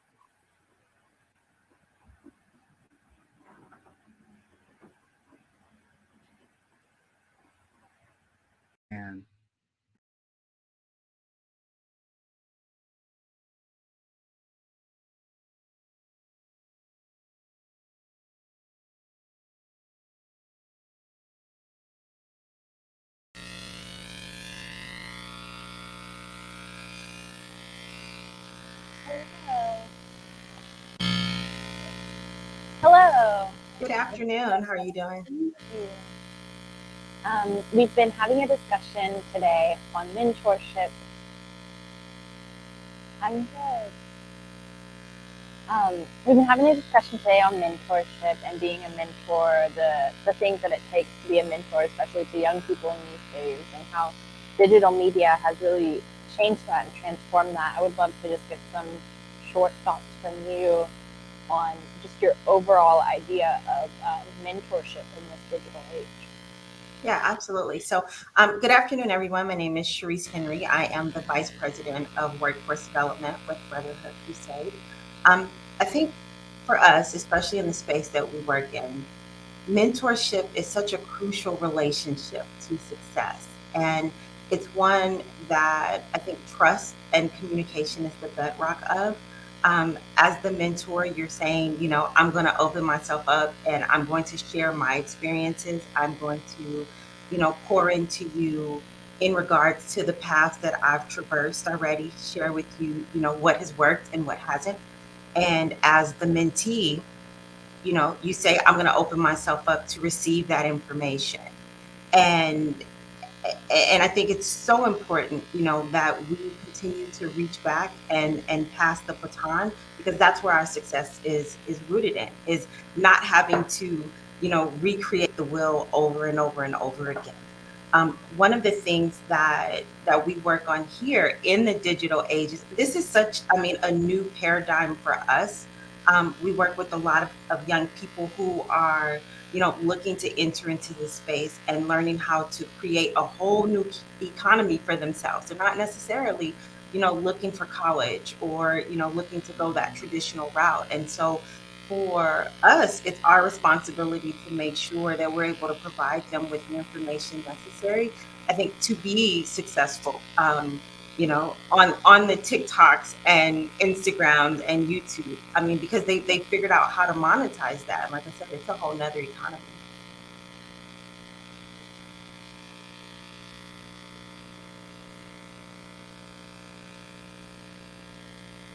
I think it's very important, especially now with digital media. Being a mentor to young people is so necessary. A lot of times young people don't have someone to tell them, this is a tool and this is something that you can really use to change your life, rather than this is something that you can just post like it's your diary. I know you do a lot of work with young people. How has, the way that you've guided them changed since, you started using media? Yeah. So digital media and social media, particularly, is a great asset when you're trying to do brand building. And I think of, student athletes, I think it was mentioned a bit earlier, in that they're able to use that, to post their highlights and to sell their personalities. But it's also a detractor, because as an HR person, one of the things that I do as soon as I get a resume is I Google the name to see, what is up there? What is that social media footprint of that person that's applying for a position? And so college recruiters, admission recruiters do the same thing. When you're interested in someone, you want to see what is out there. And so our young people have to understand that this is a tool for you all to use to begin to sell yourself. And so that your recruiters, your professors, the admission counselors can get to know you, prior to them bringing you on or offering you a scholarship or even just admission into school. And so we get it, right? Like, social media has become the journal of the 2000s, if you will. And so every thought you want to share. I think one of the things that we try to impose on our kids or get them to really understand is that, everyone isn't entitled to all of your deepest, most inner thoughts. And so how do we figure out how to allow them to be their most expressive selves, but also understand these things don't go away. Even when you delete a tweet, it's still there. Even when you delete a snap, it's still there. And so just understanding how to use social media as a tool to help them, get ahead.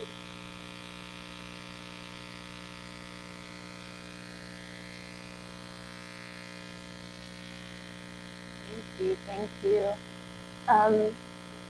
Another thing I wanted to ask, just to touch on your work with HR, looking into people's backgrounds, what are some tools in our social media that can help us with the job? What is something that we can put on our social media to kind of push our resume up? So it's interesting. I was just having this conversation today, and this isn't necessarily in regards to social media or even digital media. But when you're applying for a job, please, please, please submit a cover letter.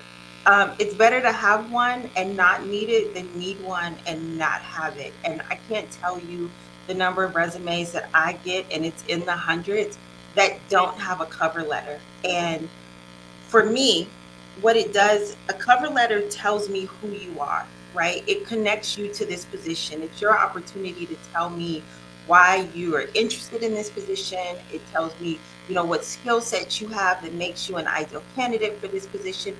And it's in your words. It doesn't leave it up to me to figure out why you might be a good fit. And more importantly, I don't have to put the puzzle pieces together when going through your resume to say, oh, this is a good skill set and this is a good fit. It allows you to lead that conversation. And if I get 100 resumes with one cover letter, that one cover letter is going to be the one that garners my attention the most. The other thing is using social media to sell yourself and identifying what are your skill sets, right? I know a lot of us use shorthand. We're in a texting environment or environment now, but I want to know that you can complete a thought, right? And you know how to spell and you're grammatically correct. And so just thinking about when you're expressing yourself on a Twitter or you're putting a caption on Instagram, instead of using shorthand, use that as an opportunity to express yourself as a representation of yourself.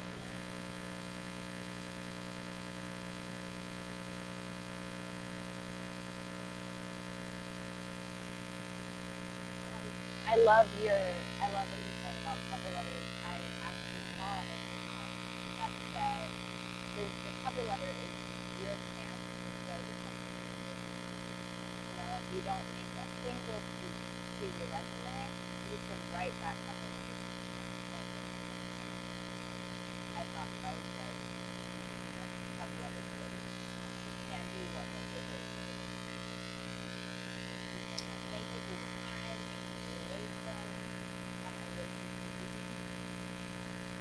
Thank you.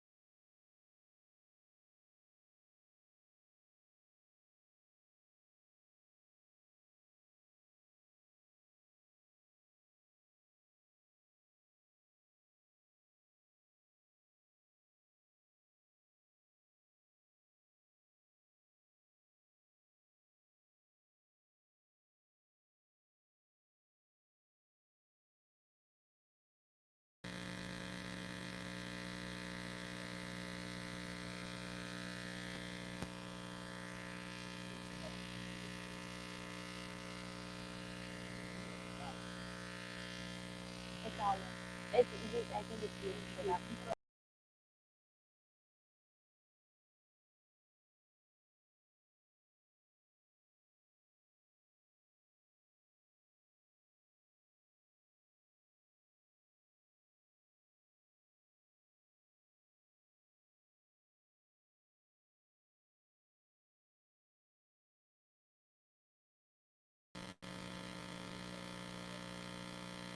Hello, thanks there for joining us. I want to introduce one of my best new friends.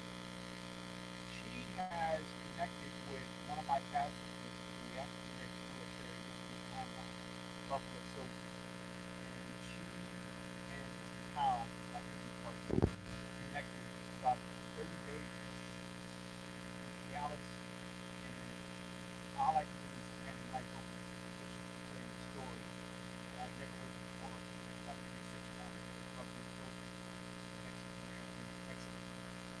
So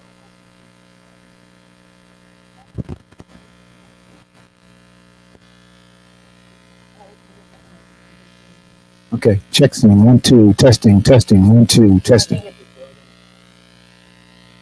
Testing, 1, 2. I know. Oh my God. Okay, so when did it start again? Okay. Okay, thank you for rejoining us. I'm Kevin Clark from DAKAR Foundation. This segment here is a conversation between Donna and Dana. But Donna is one of my best, newest friends. She and I connected on something I'm very passionate about, the Buffalo Soldiers and the African American military timeline. One of my business partners went out to Nogales to preside over a 3-day ceremony where he came back and he told me that this was something that we need to follow because it's a budding story. And then Donna's told me a little bit about the intersectionality of African Americans and Mexicans that I don't think a lot of people know about. So I think you'll enjoy a conversation with Dana and Donna about ethnic studies and the timeline that all of us need to know a little bit more about.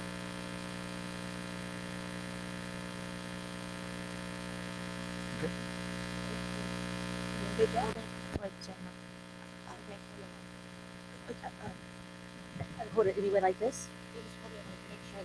Okay, just like this? Oh, thank you, thank you. Now, when you say live, it's not live, is it? Okay. Help me out. That's right.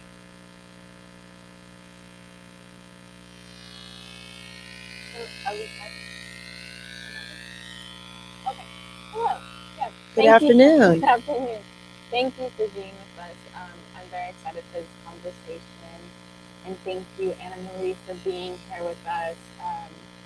First, I would just like to talk about what you do, Donna, with your work on American studies and how it intermingles with American studies and everything.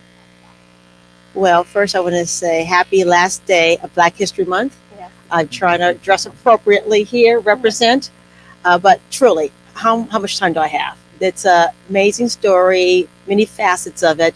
I can give you a background and we can go into detail, but approximately how much time do I have? Seriously. Okay, all right. Okay, we're gonna bring this along then. Okay, I am Donna Jackson Houston. I am the founder and the president of the Nogales Buffalo Soldiers Legacy Association. And what happened is just last year, I realized and I learned that my grandfather was a Buffalo Soldier in the 25th Infantry. And he served at Camp Little in Nogales, Arizona. Now, my family and I always knew that he served in the military, but we did not know he was a Buffalo Soldier. And part of the miseducation and not knowing was that he was 25th Infantry. And somehow my family believed that it was cavalry, was Buffalo Soldier. When you look at the media, they're always on horseback. But there is definitely the story of the on-foot infantry, and that was my grandfather who served over 100 years ago. So when I learned that my grandfather was this Buffalo Soldier, I said that we have to do something to acknowledge not only him, but all the other Buffalo Soldiers who served in Nogales, Arizona at Camp Little, and this just in general, all the Black military. Let's start giving them their long overdue. So that's kind of where it started. Beautiful. Thank you. And I think that ties in so much with what we've been talking about today, which is teaching, leadership. How can we make sure that the things that are being taught are true and relevant and are, fully detailed, have all the details? I'd love to get your opinion on that, and then also Anna Marie's opinion on that. When it comes to teaching, how can we make sure that we're teaching something that will advance storytelling and advance the way that we tell stories? Because at the end of the day, that's how we teach.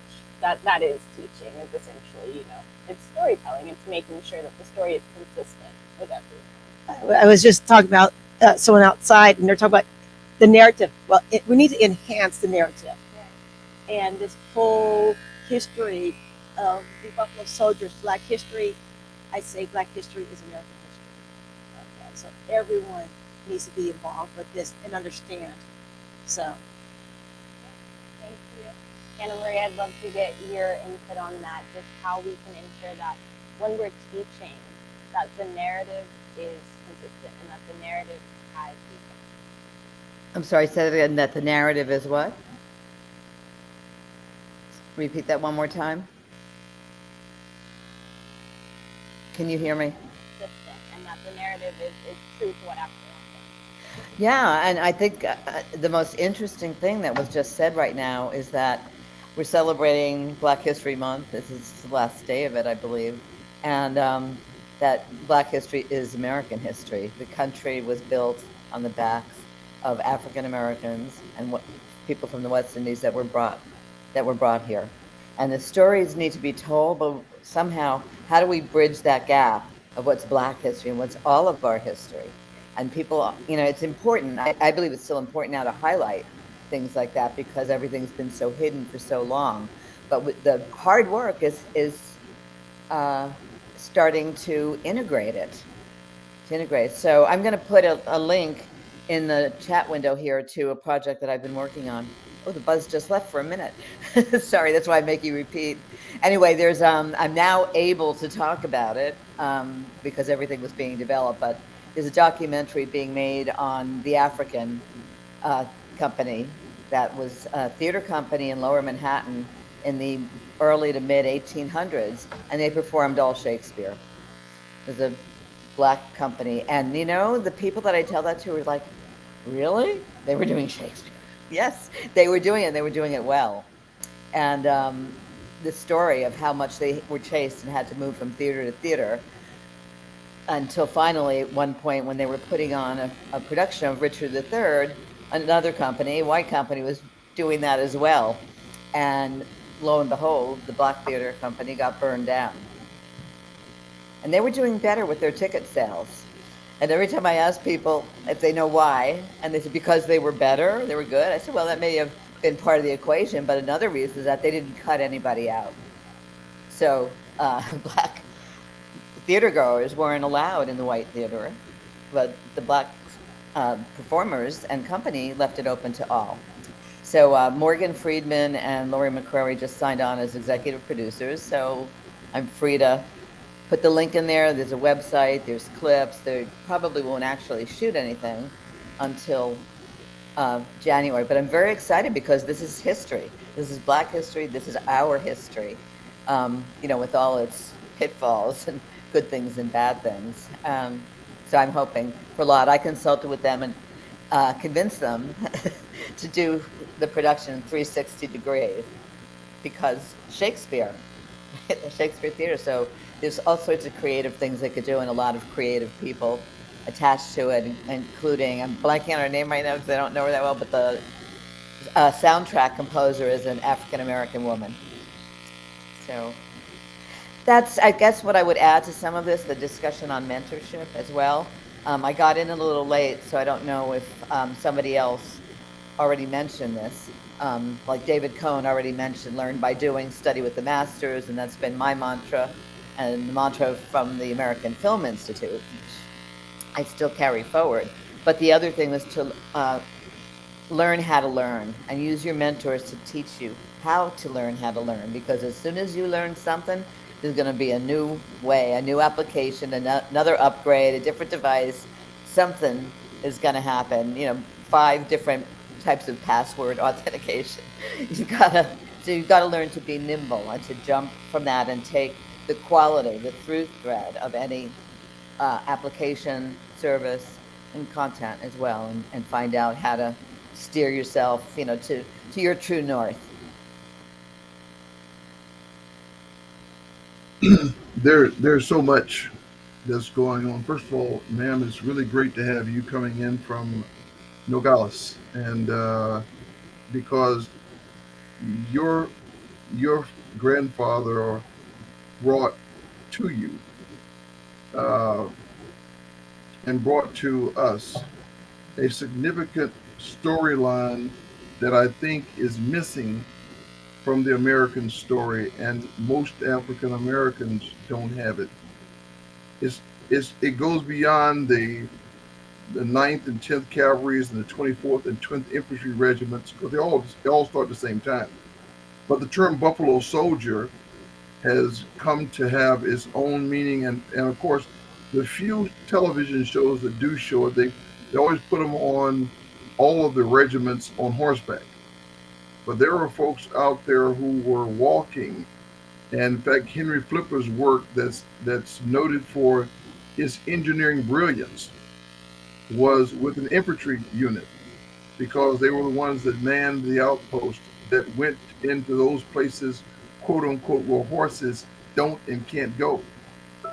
And so it becomes important to understand that. And then the part I really call is if people understand how the West was really won. And all the folks out in California, if you really look at Watts, you realize that basically it was settled by mostly the young soldiers that were taking advantage of the post-war bonds and the educational opportunities that pushed us forward. And here is where the piece that really gets lost. As African Americans moved west, they found a different kind of freedom, because they were fighting more often than not as symbols of this new nation, more than just their color. That changed the mindset. And so what happened is you saw a different level of boldness that took place in those who moved west. So that's a whole nother story. And I won't go down that route, but it's important to kind of understand that, because the core of what DAKAR is about is opportunities and moving forward. And the top of what DAKAR is supposed to be about is character development.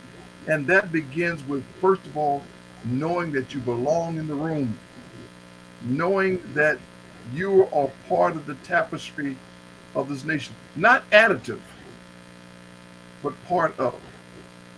And so the whole cloth of the African Americans included in that flag that sits behind me, so that you never see yourself as separate. But unfortunately, there are people who want you to think that way. And that movie that you saw earlier, Love and Liberty, was to show you that we're intertwined. And the most beautiful thing about that video, to every American, they should pull away from there, is John Adams in his capture. The first thing he says is, the first person to die for that flag and this nation and this Constitution was Crispus Attucks. It's not accident. And by the way, he even said it himself, I will not be a slave to any man or nation again. That's no doubt. So when you listen and watch what happened to those African Americans that stood up after the end of the end of a civil war, starting these new regiments, they were truly fighting for a foothold of recognition of who we are. So my hat's off to your ancestors, your direct ancestors, because the reality is, without what they did, there was no General Gordon Bray. And without Colin Powell, there is no Barack Obama. It has been that legacy of commitment that has made us grow to who we are. And by the way, our best days are ahead, not behind us. That's important. That's why I love to have you and Shoni in conversations, because I want to make sure every time we dig, we're digging for places for you to put your feet in both how history is told, captured, and it reflects what you're thinking. So I'm going to pause, and I apologize, but this is this moves me. And Miss Persimmony, I appreciate your contribution. I appreciate what you're doing. Thank you. Because Same. because without that commitment, without the full shades of American participation, it then looks like a us versus them. And Right. you know, the person that said it best was probably Paul Bear Bryant from the University of Alabama football. When he said, when Sam Cunningham from the University of Southern California came to Alabama, a black running back, and ran up and down the University of Alabama, and oh, by the way, he was from Alabama, he did more to change the perception of people's minds because he was getting a USC education from a high school in Alabama with the talent that was superior to anything he had on that team. And that's where America starts to see itself, when you get challenged. So thank you.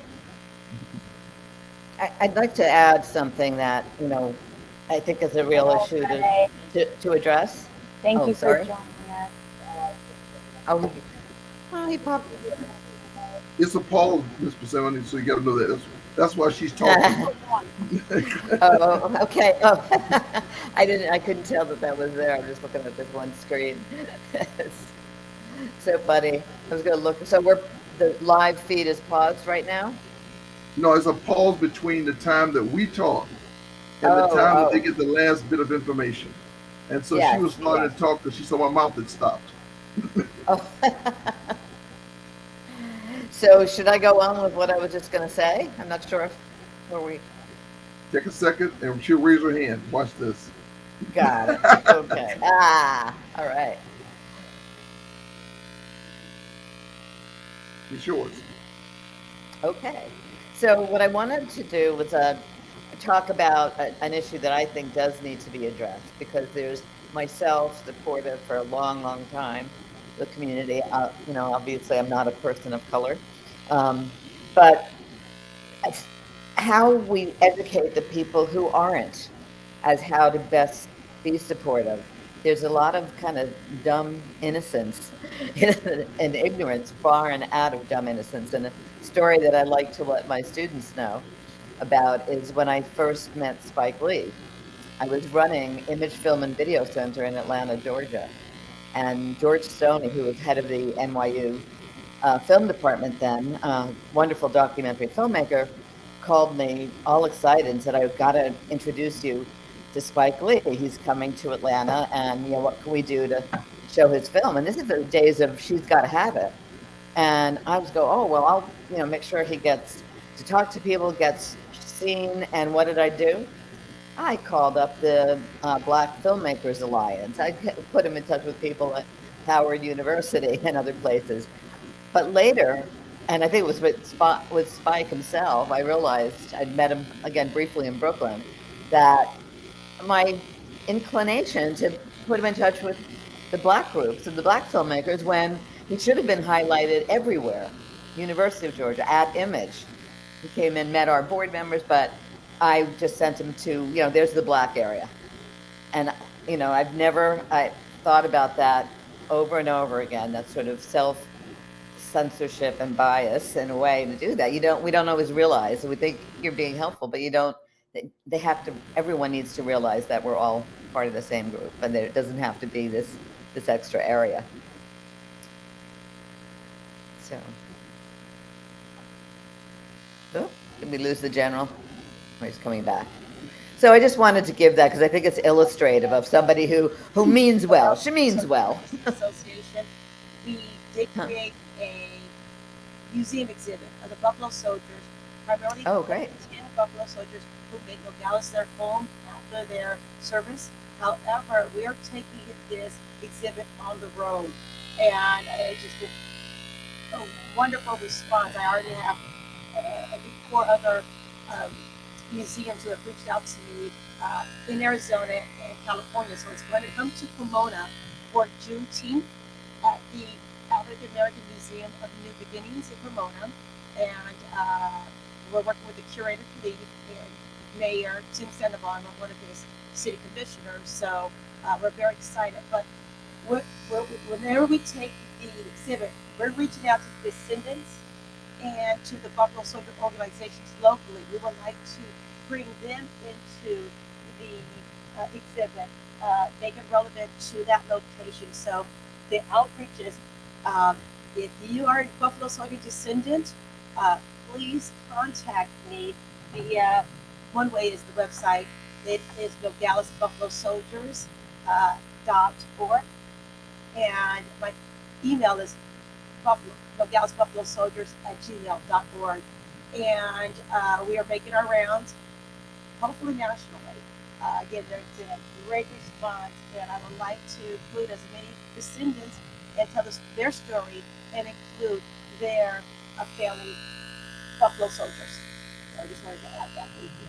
Yes, thank you. And with that, I unfortunately have to close us out. We are out of time. I just want to thank everyone for joining us and for excellent conversation. I feel like this has been such a great learning opportunity for me and for young people everywhere that are watching.